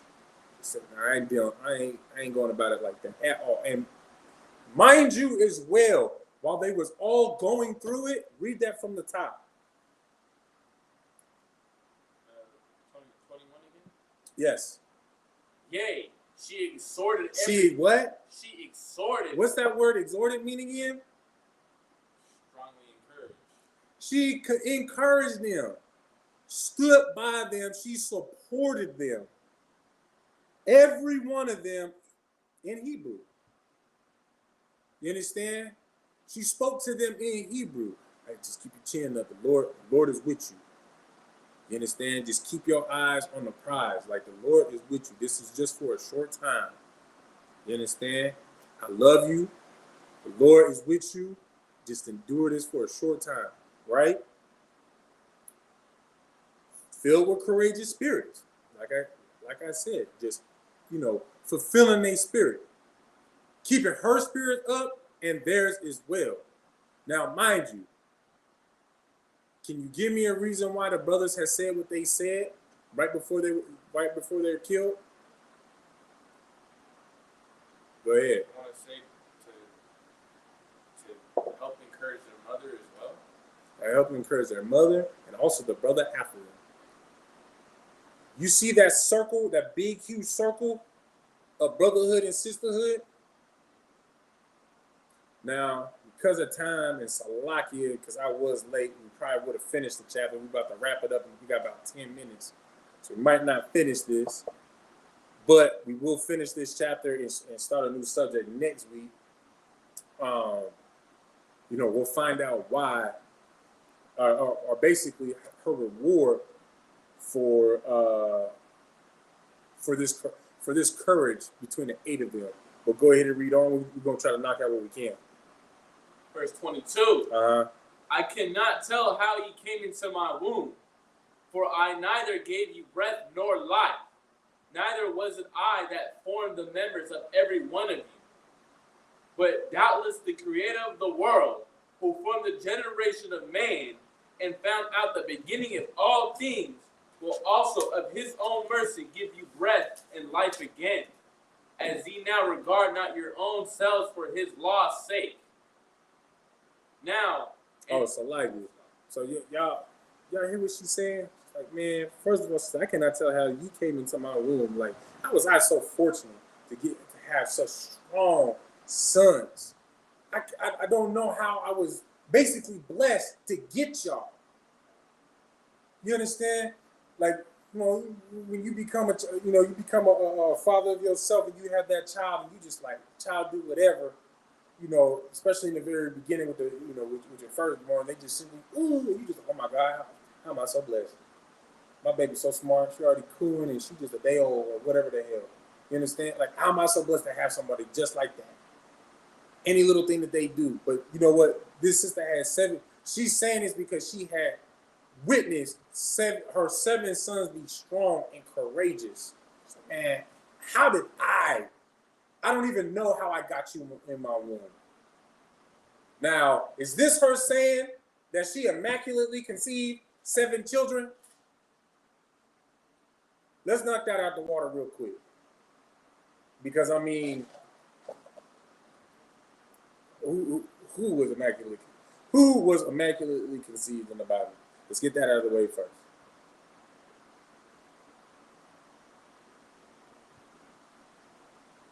I mean, you don't hear nothing because there ain't nobody that was immaculately conceived. Christ had a daddy just like you had a daddy. You understand? Earthly father, I should say. You understand? But, she's like, man, I don't know how I got you into my womb. Like, how was I that fortunate to be your mother? You understand what I'm saying? For neither I gave you breath nor life. Neither was it I that formed the members of every one of you. Man, it wasn't me that did all this. Who did all this? Who formed them? Who formed them and who gave them breath and life? That she just said, I didn't do this. Even though the funny thing is especially when you're growing up, and I'm sure that some of the sisters on here that are watching probably still say it to their children today, I brought you into this world, I'll take you out. I created you, I gave you life. I gave you the ability to breathe, and I'll take it away. But you know what? This sister is so doggone marvelous and such an excellent sister that, and not only that, but an excellent servant. She did not take it upon herself to lie at all, in any sense, for her own fulfillment or to scare her little kid. She knows that she didn't give them life.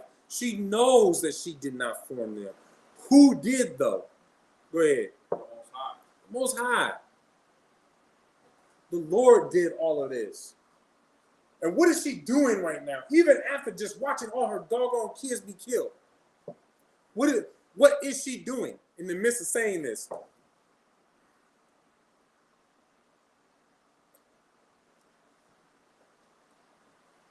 And I want y'all to also take notes on this as well for what this sister is doing. You understand this? Can anybody tell me what this sister is doing when she is talking about how she didn't do these things for these amazing brothers when it came to bringing them into creation, bringing them to life? Go ahead. She's giving credit to the Most High. And how is she doing that? By doing what? She's basically praising the Lord. You understand? And the reason why I say that y'all need to take notes on this, y'all need to pay attention to this portion, because in her times of good and her times of bad, all the way broken down, she's still praising the Lord. She's still saying how, even though that they was taken away from her, tormented, just torture, she witnessed atrocities been conducted on her sons in front of her, she still finds the courage to say, basically, blessed be the Lord. The Lord is the creator.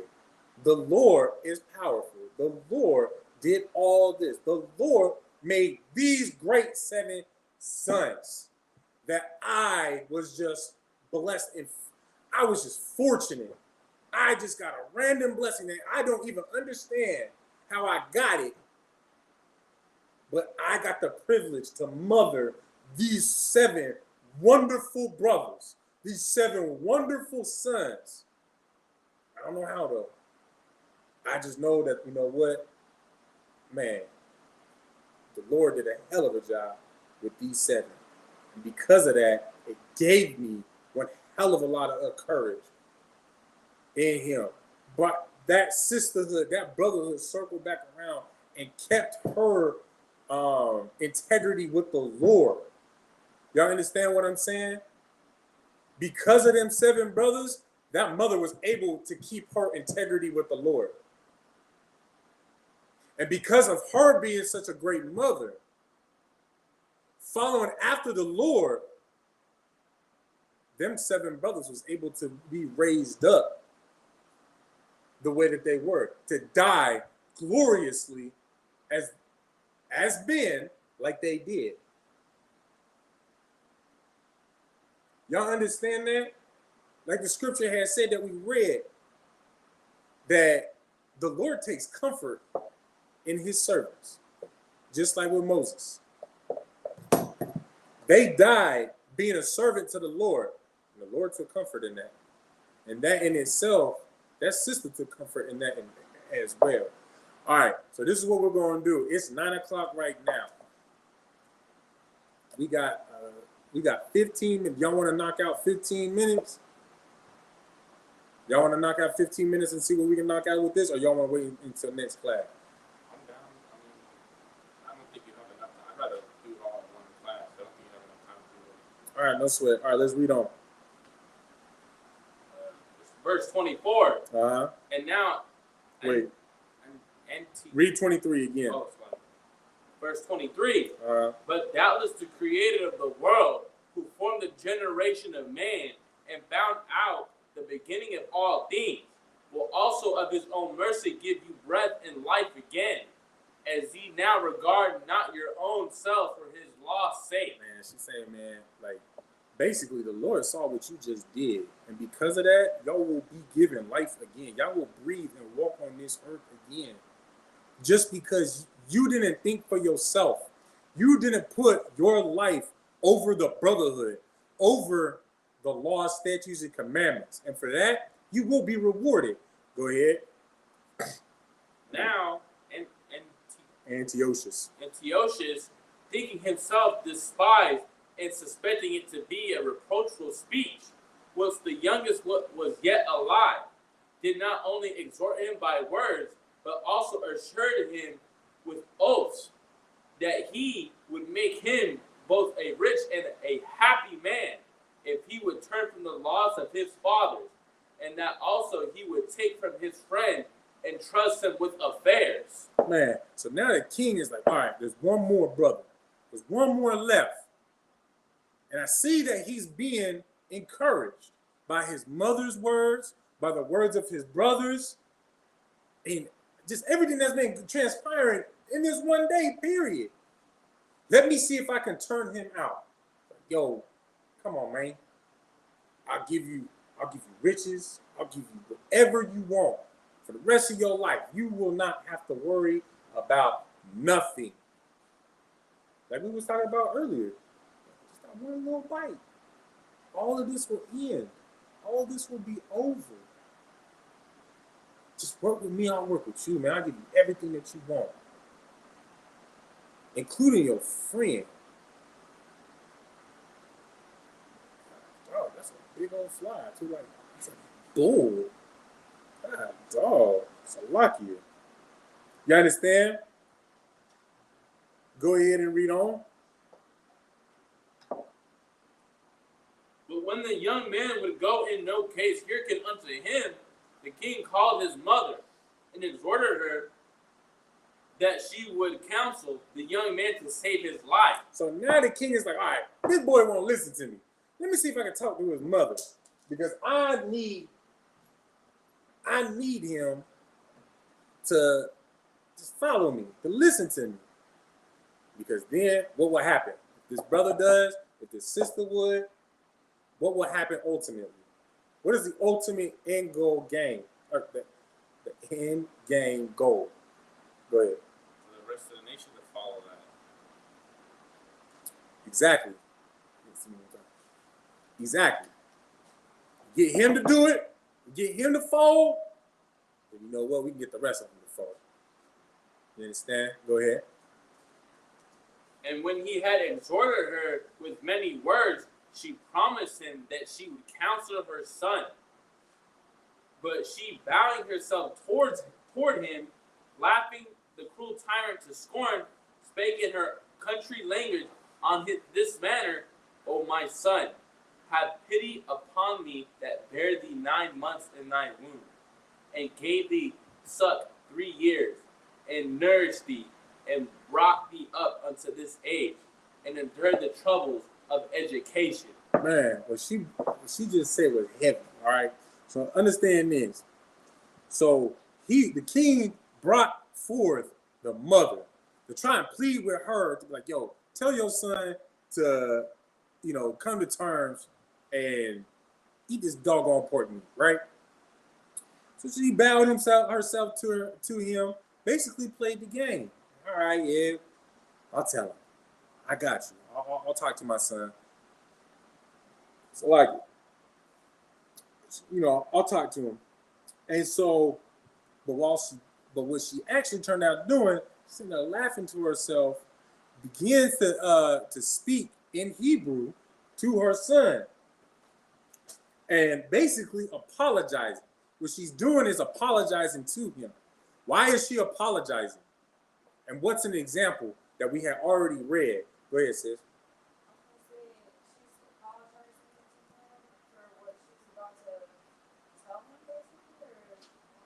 No. Go ahead. I want to say she's apologizing because being born into this, having this body, we have to be put through this. Okay. And the precept would be when, in the verse 11, and said courageously that I from heaven For his own life, I despise them, and from him I hope to receive them You just again. need that first part. And for his laws, I despise them.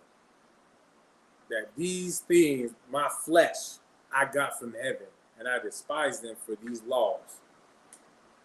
She's basically saying, listen, I know that you probably despise your body because of these laws. You hating your physical flesh right now, like your brother that died earlier said as well. Because what essentially is going to happen to you.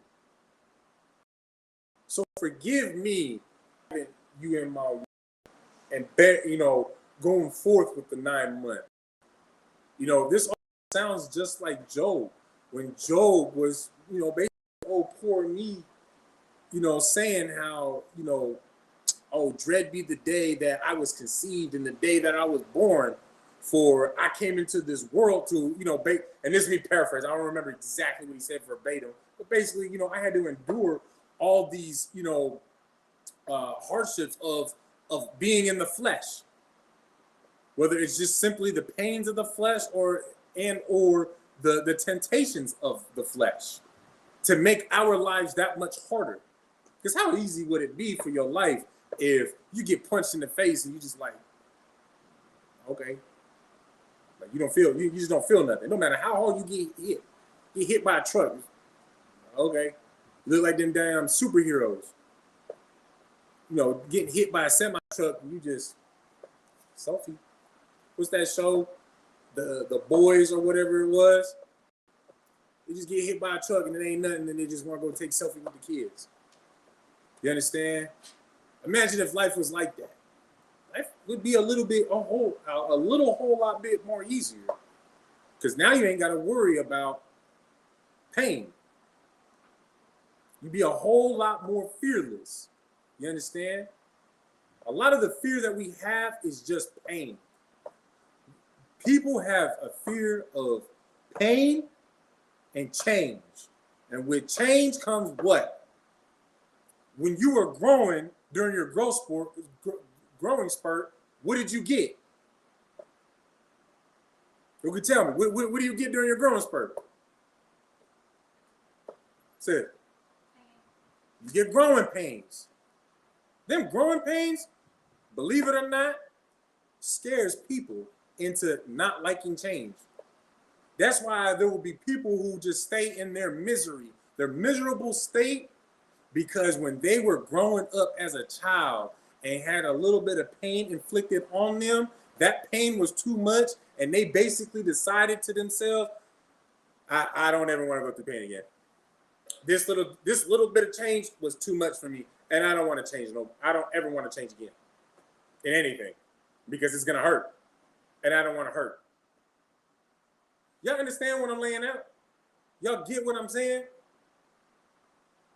Do you? Where was we at? Salakia? We're on 26 now. At 26.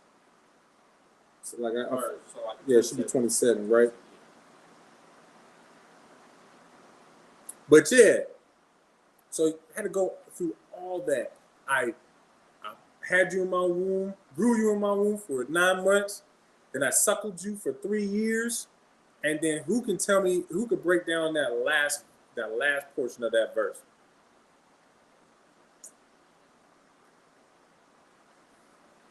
And endured the troubles of education.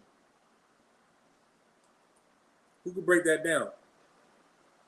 What does she mean by enduring the troubles of education? What troubles and what troubles of education and what education was it that he had received? Go ahead. I want to say that the education would be the law, statutes, commandments of the Most High, and the troubles that may come with it being in this world. Give me an example.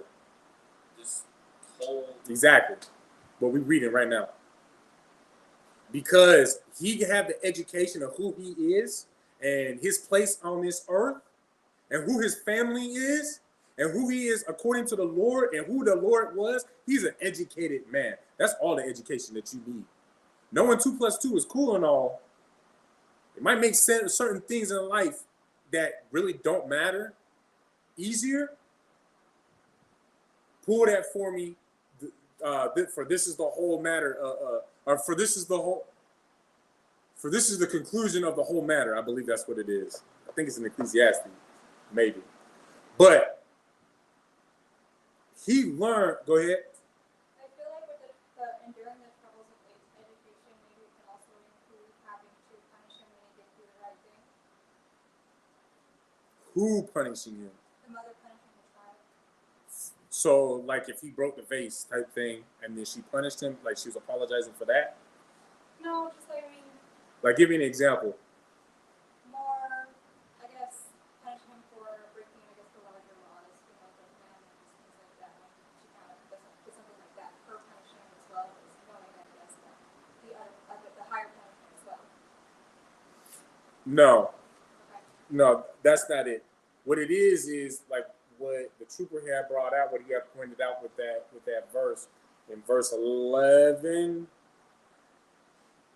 Which one was it? Yeah. Yeah, verse 11, which is these I had from heaven. Mind you, the these is, although he only put out his arms and put out his tongue, he was talking about his whole body. Because mind you as well, when you go to verse 22, I cannot tell how you came into my womb, for I neither gave you breath nor life, neither was I that formed the members of every one of you. Those members is every portion of their body. You know, the members of your body, your arms, your legs, your face, etc., etc. You know what I'm saying? So when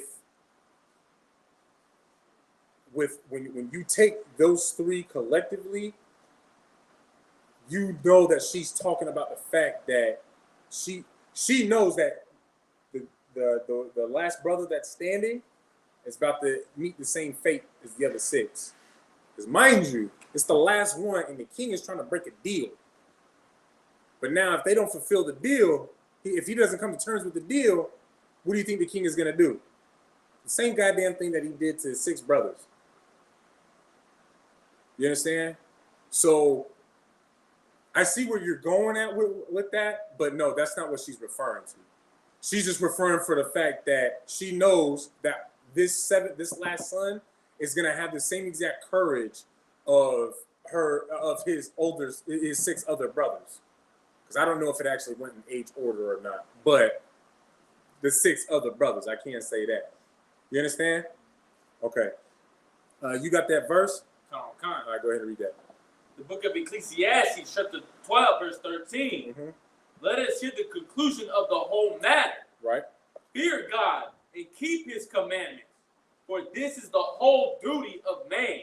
So, what education does anybody need to have? Ultimately, what is the only education that mankind, period, needs to have, Trooper? Fear God and keep his commandments. For what? But it's the whole matter and duty of the man. So, that's the only thing that matters. Knowing 2 + 2 is cool. Knowing how to do long division and goddamn make this and make that and click clack and whatever the hell, that's all cool and all. That's great. You're gonna help us make life easier. Matter of fact, we get to end the day earlier because you're an inventor, and as an inventor, you just make everything simpler for me to get done with my day, so that way I can rise up earlier, give thanks to the Lord for allowing me to wake up this day, thank him for the bread I'm gonna get for this day, and then go about my day, close it out. Once sunset hits, the day's closed, we're starting a new day, and I do the same thing where I just ask the Lord to watch over me as I sleep, this, that, and the other. Give him thanks. I mean, and then of course, making it that whole lot more easier. Let's say, you coming up on the Passover or something like that. And you got some crops that need to be harvested. You got to butcher some of them lambs, and you got buku lambs to slaughter, because this year is your turn to provide the lamb for the Lord's Passover for the nation, right? Maybe there's like a rotating thing between everybody, something like that. I'm creating a scenario. Because of our inventions, because we know 2 + 2 is going to make it that much easier that you can pretty much do it the day before and be good to go, or the day of and be good to go and still make it on time to the Lord's Passover. You understand what I'm saying? Okay. You understand? All right, go ahead and read on. Verse 28. Uh-huh. I beseech thee, my son, look upon the heaven and the earth, and all that is therein, and consider that God made them of things that were not, and so was mankind made likewise. And she's just saying, just understand, everything that you see was made out of nothing. God made this out of nothing, and you as well. Go ahead. Fear not this tormentor, but being worthy of thy brethren, take thy death, that I may receive thee again in mercy with thy brethren. Man, she is saying, she is encouraging him to meet the same fate that his brothers did. So then that way, because she is keeping her integrity intact, that she could be blessed with them, to be blessed with being their mother all over again. Y'all understand that? Y'all understand how heavy that is? This is what she's asking for essentially. Is listen, just take this small little L, so that we can all be reunited again when we all come back. You understand? So I could be your mother again. I could bear you in my womb again. I can give you suck again. I can give you that education again as a mother, like I did in this life. But Lord, allow in the next life, it could be we can have a better life where we don't have to worry about this man oppressing us. Lord, allow, everything transpires where we go into the kingdom. Of course, because you know what? That's how we speak today, mind you as well, right? Go ahead. While she was yet speaking these words, the young man said, whom wait ye for? I will not obey the king's commandment, but I will obey the commandment of the law that was given unto our fathers by Moses. Man, this brother basically says, like, I don't really know what you're waiting for. Like, I want you to know, like, I don't know what you're waiting for. I don't know if you're trying to buy me time. I don't understand what you're doing right now, but I've already decided what I was going to do. I've already decided that I was going to follow in the footsteps of not only my brothers, but also my forefathers who followed after the laws of Moses. You understand? Go ahead. And thou, that has been the author of all mischief against the Hebrews, shall not escape the hands of God. He understands that, you know what? This doggone oppressor, this heathen, this bastard is not going to get away with this. I understand what I'm getting myself into. But more importantly, I know he ain't going to get away with this. You understand that? Go ahead.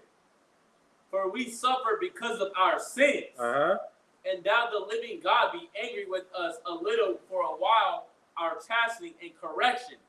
Yet shall he be at one again with his servants. See, and when he's at one again with his servants, mind you, this is going to be our time to not only flourish, but have that righteous revenge, that righteous judgment upon those other nations. You understand what I'm saying? And mind you again, all 7 brothers are on one accord. They all understood. Matter of fact, the mother as well. They are all on one accord. And let us not forget what we spent the last 2 weeks on verse 6, talking about Eleazar, how he understood that all of this was transpiring because of the chastisement. Because of the chastisement of the nation. This had nothing to do with the one individual. This was about the entire nation. You understand? Go ahead and read on. But thou, O godless man, and of all other most wicked, be not lifted up without a cause, nor puffed up with the uncertain hope, lifting up by the hand against the servants of God. Hold on, so read that one more time. But thou, O godless man, and of all other most wicked, be not lifted up without a cause, nor puffed up with uncertain hopes, lifting up thy hand against the servants of God. Okay, go ahead and read the next verse. For thou hast not yet escaped the judgment of Almighty God, who seeth all things. So them two verses right there is just letting you know, it's like, man, don't get puffed up. Don't think you somebody. Don't think that what you doing is some great thing. You understand? This isn't going to make you actually all great and powerful and that you defeated our God just because you killed a couple of us. Because mind you as well, you can kill a couple of us, but if it's the Lord's will, he will raise up as many of us as need be to come down on you, essentially. You understand what I'm saying? Whatever the Lord willeth, when it is your time for the Lord to judge you, it's coming your way. You understand? And there's nothing you can do about it. Whether he's going to use me, whether he's going to use this brother, whether he's going to use this sister, hell, for all you know, he might use one of the heathens. And quite frankly, that is something that's going on today. Did he not use the heathens to crash the economy of the so-called white man? To crash the economy globally? That all came from what the hell some heathens was doing. Eating things that they weren't supposed to be eating. You understand? And with all these other diseases that are upcoming and coming forth, mind you, these are things that the Lord set in place to destroy these other nations. First, where it hurts the most, which is that that pocketbook. You understand? Not all your defenses. Ain't nobody going to defend you because you can't pay me enough to defend you. Now, because you pay me enough, and this is how, I'm not saying me in particular, you understand? I'm saying, people in the world, this is how they think. You pay me enough, man, I'll put your life over my life and essentially over my own family's life. Because you cannot tell me that these bodyguards that are, protecting the president and whatnot, they ain't got families at home. They got families at home. They got brothers and sisters and mothers and fathers and aunts and uncles and grandfathers, grandparents and children, the whole shebang. They got all that. But the thing is they love money more than they love themselves, and they love their family. You understand? Because if that wasn't the case, then why is that such a high salary paying job? And then the second question I got for you is once Trump came out of office, why aren't they protecting him no more? I mean, if they felt like the president's life was over their own life, and they was really about that president, don't you think they would continue to protect him even after the presidency?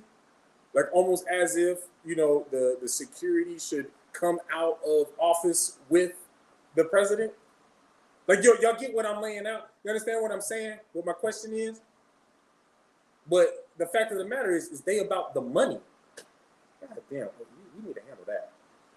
But y'all understand what I'm saying? But with that being said as well, don't think, he's saying that you being a godless man, don't think that you escape God and his judgment. Something is coming your way. You can do as you will to me, but something's coming your way. Go ahead and read verse 36. For our brethren who now have suffered a short pain and dead under God's covenant of everlasting life, but thou, through the judgment of God, shalt receive just punishment for thy pride. But for our brethren, so his brothers who just died, who now suffered a short pain, this, although that might have felt like eternity, just like all of us, when you break something, when you hurt something, when you get shot, what have you, like, man, that pain feels like it's eternity in the midst of it. Now, I've never been tortured, especially on that level. I've been tortured by, my mother's brothers because, just like this doggone king, they devils, you understand? And they diabolical. I know first doggone hand, they diabolical as hell. You understand? They love to mess with us, with the nieces and the nephews. You understand? That's for a short time. It felt like forever when that dog, when that devil was sitting on my chest, knocking on my forehead and whatnot until I would cry. You know what I'm saying? Like that felt like forever. but I was not tortured like these brothers. You understand what I'm saying? That, I'm sure, felt like an eternity. And just like the king and the other brothers who marveled, I marveled the first time that I read this when it said that he took the, he went through the torment and didn't even give acknowledgement to the pain. That's amazing. You understand? That's phenomenal. You understand what I'm saying? That also lets you know how focused he was, that he could take his mind off the pain and just focus on what was important. I know where his mind was at. You understand? When I was in the military, just quick little sidebar. When I was in the military, they teach you a little that for just in case you get captured as a POW. One thing that you're supposed to do is, when you go through things, now mind you as well, never had to actually go through this firsthand, but they tell you that you create a happy place, and while they're beating you, doing this, that, and the other, you just stay in your happy place, like Happy Gilmore. You stay in your happy place. That's how you go around that pain, that physical pain. You understand what I'm saying? And this brother this goes to show the type of mental strength that this brother had to basically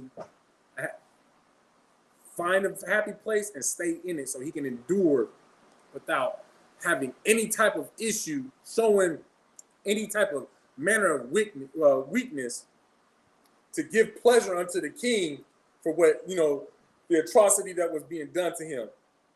You understand what I'm saying? Go ahead and read on. But I, as my brethren, offer up my body and life for the laws of our fathers, beseeching God that he would speedily be merciful unto our nation, and that thou be tormented and plagues mayest confess that he alone is God. She said, but I, as my brethren, offer up my body and life for the laws of our fathers. He's saying, man, I'm telling y'all, I'm about to do the same exact thing that my brothers did, which was giving up their lives and bodies for the laws of our fathers, because that's the only thing that is important. I'm giving up my life and my body for my nation and for the Most High God. Most importantly, for the Most High God. You understand what I'm saying? Beseeching. So it's like me. He's speaking to God. You understand that he would speedily be merciful unto our nation. So that's him asking God, like, man, I'm asking God in the midst of me doing this. I'm asking the Most High God that he speedily be merciful unto our nation. So in essence, so that he pulls away this chastisement that's coming down on our nation. So that in other words, and this is brotherhood all over again, because this brother is saying, let me be the last one that has to be chastised. Let the nation come out of chastisement. Let me be the last death for our entire nation.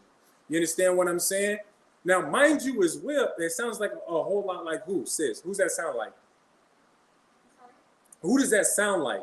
The fact that this last brother is saying, basically what he's saying is, let me be one of the last to die for our nation. Who does that sound like? It sounds like Yahushua Mashiach, our King, or Jesus Christ in the English. You understand what I'm saying? Now, mind you as well, Yahushua basically went about things the same way. The only difference is that he was through and through without, blameless. You understand? Completely innocent, without any type of blemishes. You understand what I'm saying?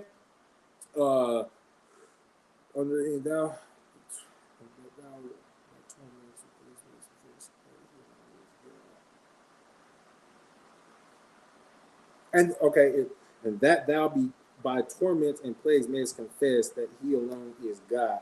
So that's basically letting you know, like, through your plagues and your torments, who do you think them plagues and torments is going to come upon? Go ahead. Esau. Not just Esau, but also, just the other nations, period. How do you know that that's what he's referring to? That we were to know that who is God because of the plagues and the torments? Because what did it say right before that? And just for time's sake, you know, I'm gonna just kind of give it to y'all. But right before that, and when he had said, you know, basically wrap up this chastisement. Well, not right, like, come on now, he wasn't telling the Lord what to say, what to do. He was, you know, I'm asking of you, Lord, like, let me be at least one of the last ones to be chastised for the sake of the nation. But, you know, push forth those plagues and torments on the other nations, essentially. You understand what I'm saying? And that's part of our doggone prayers. You know what I'm saying? Is that we ask the Lord to send plagues. We ask the Lord to bring those wars onto this earth. You understand what I'm saying? Because when all that happens, who's getting destroyed and who gets risen up? Who comes up in the midst of all that? And who comes down? It's not Israel. Now, mind you, when COVID started kicking off, a lot of people were basically forced to be at home, right? Now, mind you, in the midst of all that, all the police killings did not stop. But you know what continued to rise was people searching for an answer, an alternative to the Christian church, to the Catholic Church, to Muslim, to Hinduism, to all these other false gods. Black, Hispanic, and Native Americans have been sitting at home looking for a solution to the issues of their lives. You understand? Now, we, mind you as well, in our prayers, we ask that the Lord opens up the airways so that we can spread this truth and wake up our brothers and sisters. You understand what I'm saying? You understand that? So this plague isn't necessary. These plagues that come across aren't necessarily just to hurt them. It's a two-edged sword. Where that sword swings down and it hurts their economy, but at the same time, it's pulling us out of those churches. It's detaching us away from our slave masters and oppressors.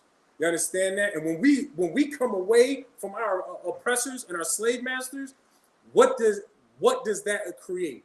It creates room for us to come back to our one and only God. You understand? That creates the possibility, more of a probability and possibility for us to come back home and serve the Lord the way that we are meant to serve Him. Y'all understand that? Go ahead and read on. Salaki. And that in me, in my brethren, the wrath of the Almighty, which is justly brought upon all our nation, may cease. Then the king. Oh, Salaki. And then read that again. Salaki.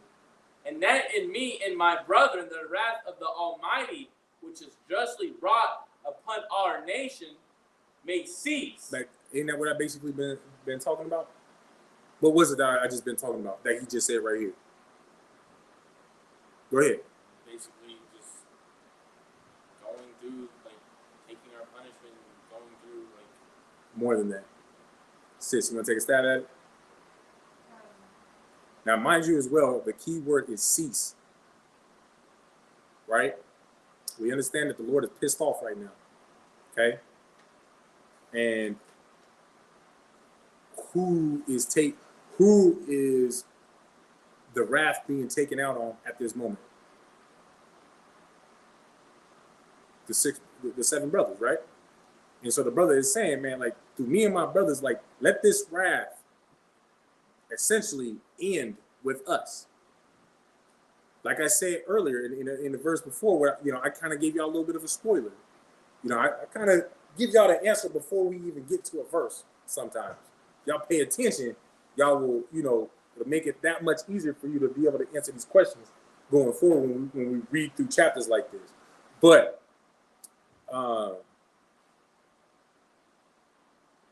he's basically just saying, he's like, man, let us be the last of it. Please, Lord, let us be the last of it. You understand? Let this chastise, let me be the last one to be chastised for the sake of the nation. And what is that? That is brotherhood to the T. I will die for my nation if that means we can stop. If we as a whole can stop dying, I will die for our nation. Who does that sound like? Go ahead. Yahushua Mashiach. Y'all starting to see like a little bit of a pattern with how things get down? You understand? Now, the only thing that really separates Yahushua from everybody else is Yahushua was perfect through and through. Absolutely blameless from the time that he was a child, even as an adolescent child. Y'all understand that? That's what separates him from everybody else. But then, mind you as well, what's the most important thing that separates him from everybody else? Just like what separates us from everybody else. And what I mean by us is the nation of Israel is being separated from all the other nations on the world, in the world. Just for time's sake, because the Lord chose them, simply. Just like the Lord chose us. The Lord chose Yahushua. You understand? Within Israel. You understand that? Go ahead and read on. Then the king, being in a rage, handled him worse than all the rest, and took it grievously that he was mocked. Now, mind you, this brother got it the worst. The very last one got it the worst. Y'all understand that? But the point is all of them got it. All of them got it. Go ahead and read on. So this man died undefiled, and put his whole trust in the Lord. Last of all, after the sons, the mother died. Man, even the mother was killed. Go ahead. Let this be enough now to have spoken concerning the idolatrous feast and the extreme tortures. Now, that very last scripture does need to be spoken about. Although I was trying to, knock out the rest of it because of time, but this very last scripture does need to be spoken about. Can you tell me what that last verse means? It said, "Lest this be enough now to have spoken concerning the idolatrous feasts and the extreme tortures." We talked about the tortures of coming out of the world and coming into the truth earlier, right? So we kind of touched on that with when you come out of the world and you stop worship, stop doing Christmas and Easter and birthdays and all that other, pagan BS, right? All those other worldly holidays, that you receive a form of torture from your own family where they start to come down on you. They try to condemn you. They try to put you down because you're so different now. And, you only think about yourself and you're just in a cult and this, that, and the other. Mind you as well, the ISUPK is proud to be an organization filled with cult leaders and cult princesses. You understand? The House of Iraq is proud to be a house of a family of occultists. I want that to be known right now. With the leader of that house, me being Officer Iraq, is proudly leading my house. You understand? As a cult leader. You understand what I'm saying? But mind you, concerning the idolatrous feasts, let's talk on that real quick, and then we're going to wrap it up. It's a lot here for the time. I did want to make up for, me being late and I kind of made up for it. But the idolatrous feasts, right? Why is this something, why did it bring up the idolatrous feasts in the very end? That we should take this book into consideration with idolatrous feasts. Trooper. Basically saying that we shouldn't eat of pork or swine, crab, shrimp, lobster, all that stuff. Basically. No.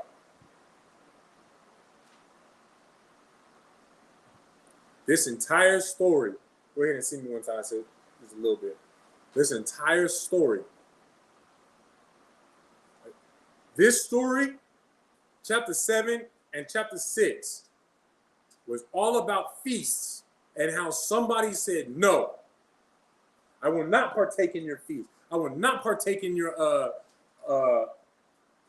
unlawful, what my guy said is unlawful meat, the water. I will not partake in this feast. Sis. It's telling us not to participate in the holidays and events.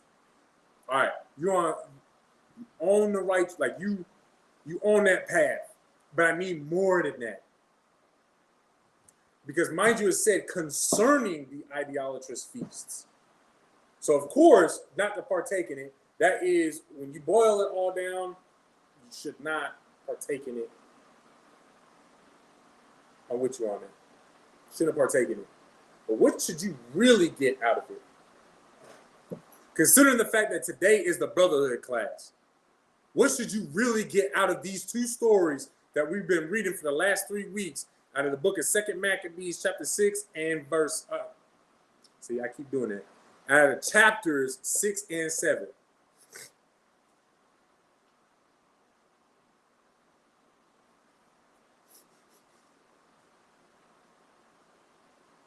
Nobody? What's the question again? What should you get out of chapters, both, not only just chapter 6, but chapter 7 about these idolatrous feasts? For example, let's say the feast that they was trying to have in chapter 6 was Easter Sunday, but in chapter 7 was Thanksgiving. Let's just say that. It did not say that in the book. I'm using that as an example. What is it saying about those idolatrous feasts? Everything that we read, what you should have gotten out of those two stories about those idolatrous feasts. What should you have gotten out of it? Go ahead. Be against them. To be against them. Sis was a whole lot more closer, but basically y'all on the same path.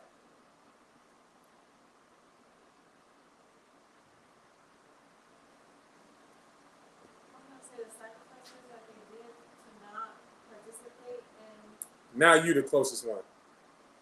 Go ahead, finish what you're saying. I was just saying that, like the sacrifices that they did in their life, they gave up their life in order not to participate in heathen whatever. Okay, now like it's not even like you not even spitting distance. Don't even elaborate on how close you are. You right there. Give me just a tad bit more. How do you summarize what you just said? If you can summarize what you just said, as if you were speaking to a child, maybe not a child. Go ahead. No, you got the floor. Them dying for each other? Okay, now you just walked away. Okay, then never mind. You just walked away. You just walked away. Come on, man. I really want one of y'all to get this. I really do. And then we wrapping it up. We going home. Woo.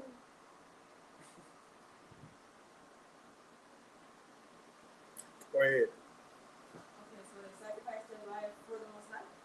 Okay, they sacrificed. Combine that with what you just said, and let me see where you go.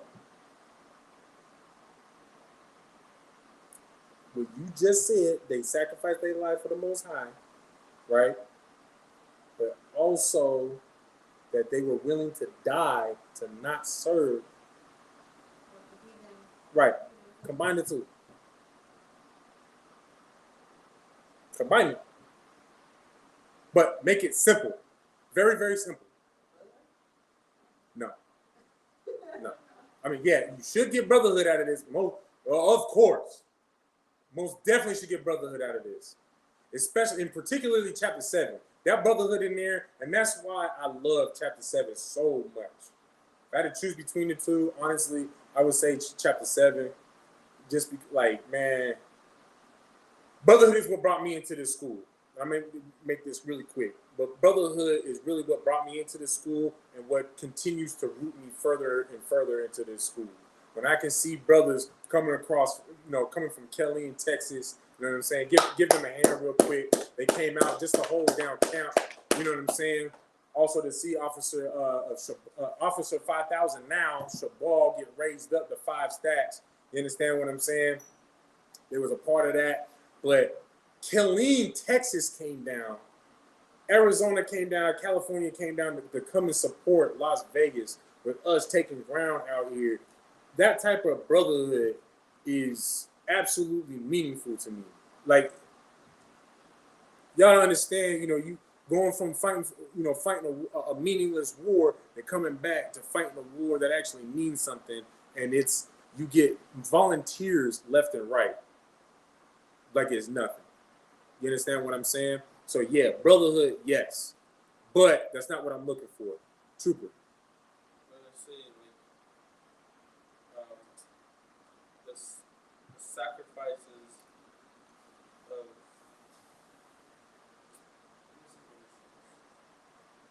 the sacrifices of them not taking part, but also the sacrifice of I don't know. I forgot what I was gonna say. Sis? They were more willing. They were willing to sacrifice their lives for, God's law rather than participating in idolatrous feasts. Get a sister hand. Get a sister hand. To sum that up, to dumb that down, a little bit simpler. I mean, the dumb version I was looking for essentially is your life is not worth celebrating Christmas. Your life is not worth celebrating your birthday. Your life is not worth Thanksgiving. Your life is not worth Easter. But you know what is worth your life? It's goddamn truth. It's God and hell. Because today is the Tuesday Brotherhood class, your life is worth this brotherhood and sisterhood. And with that, Shalom Yahweh Ba'ashem Yahushua Barakatah. To all the brothers, Shalom Yahweh Shamar Elatham Ba'ashem Yahushua. To all the sisters. And with that, class dismissed.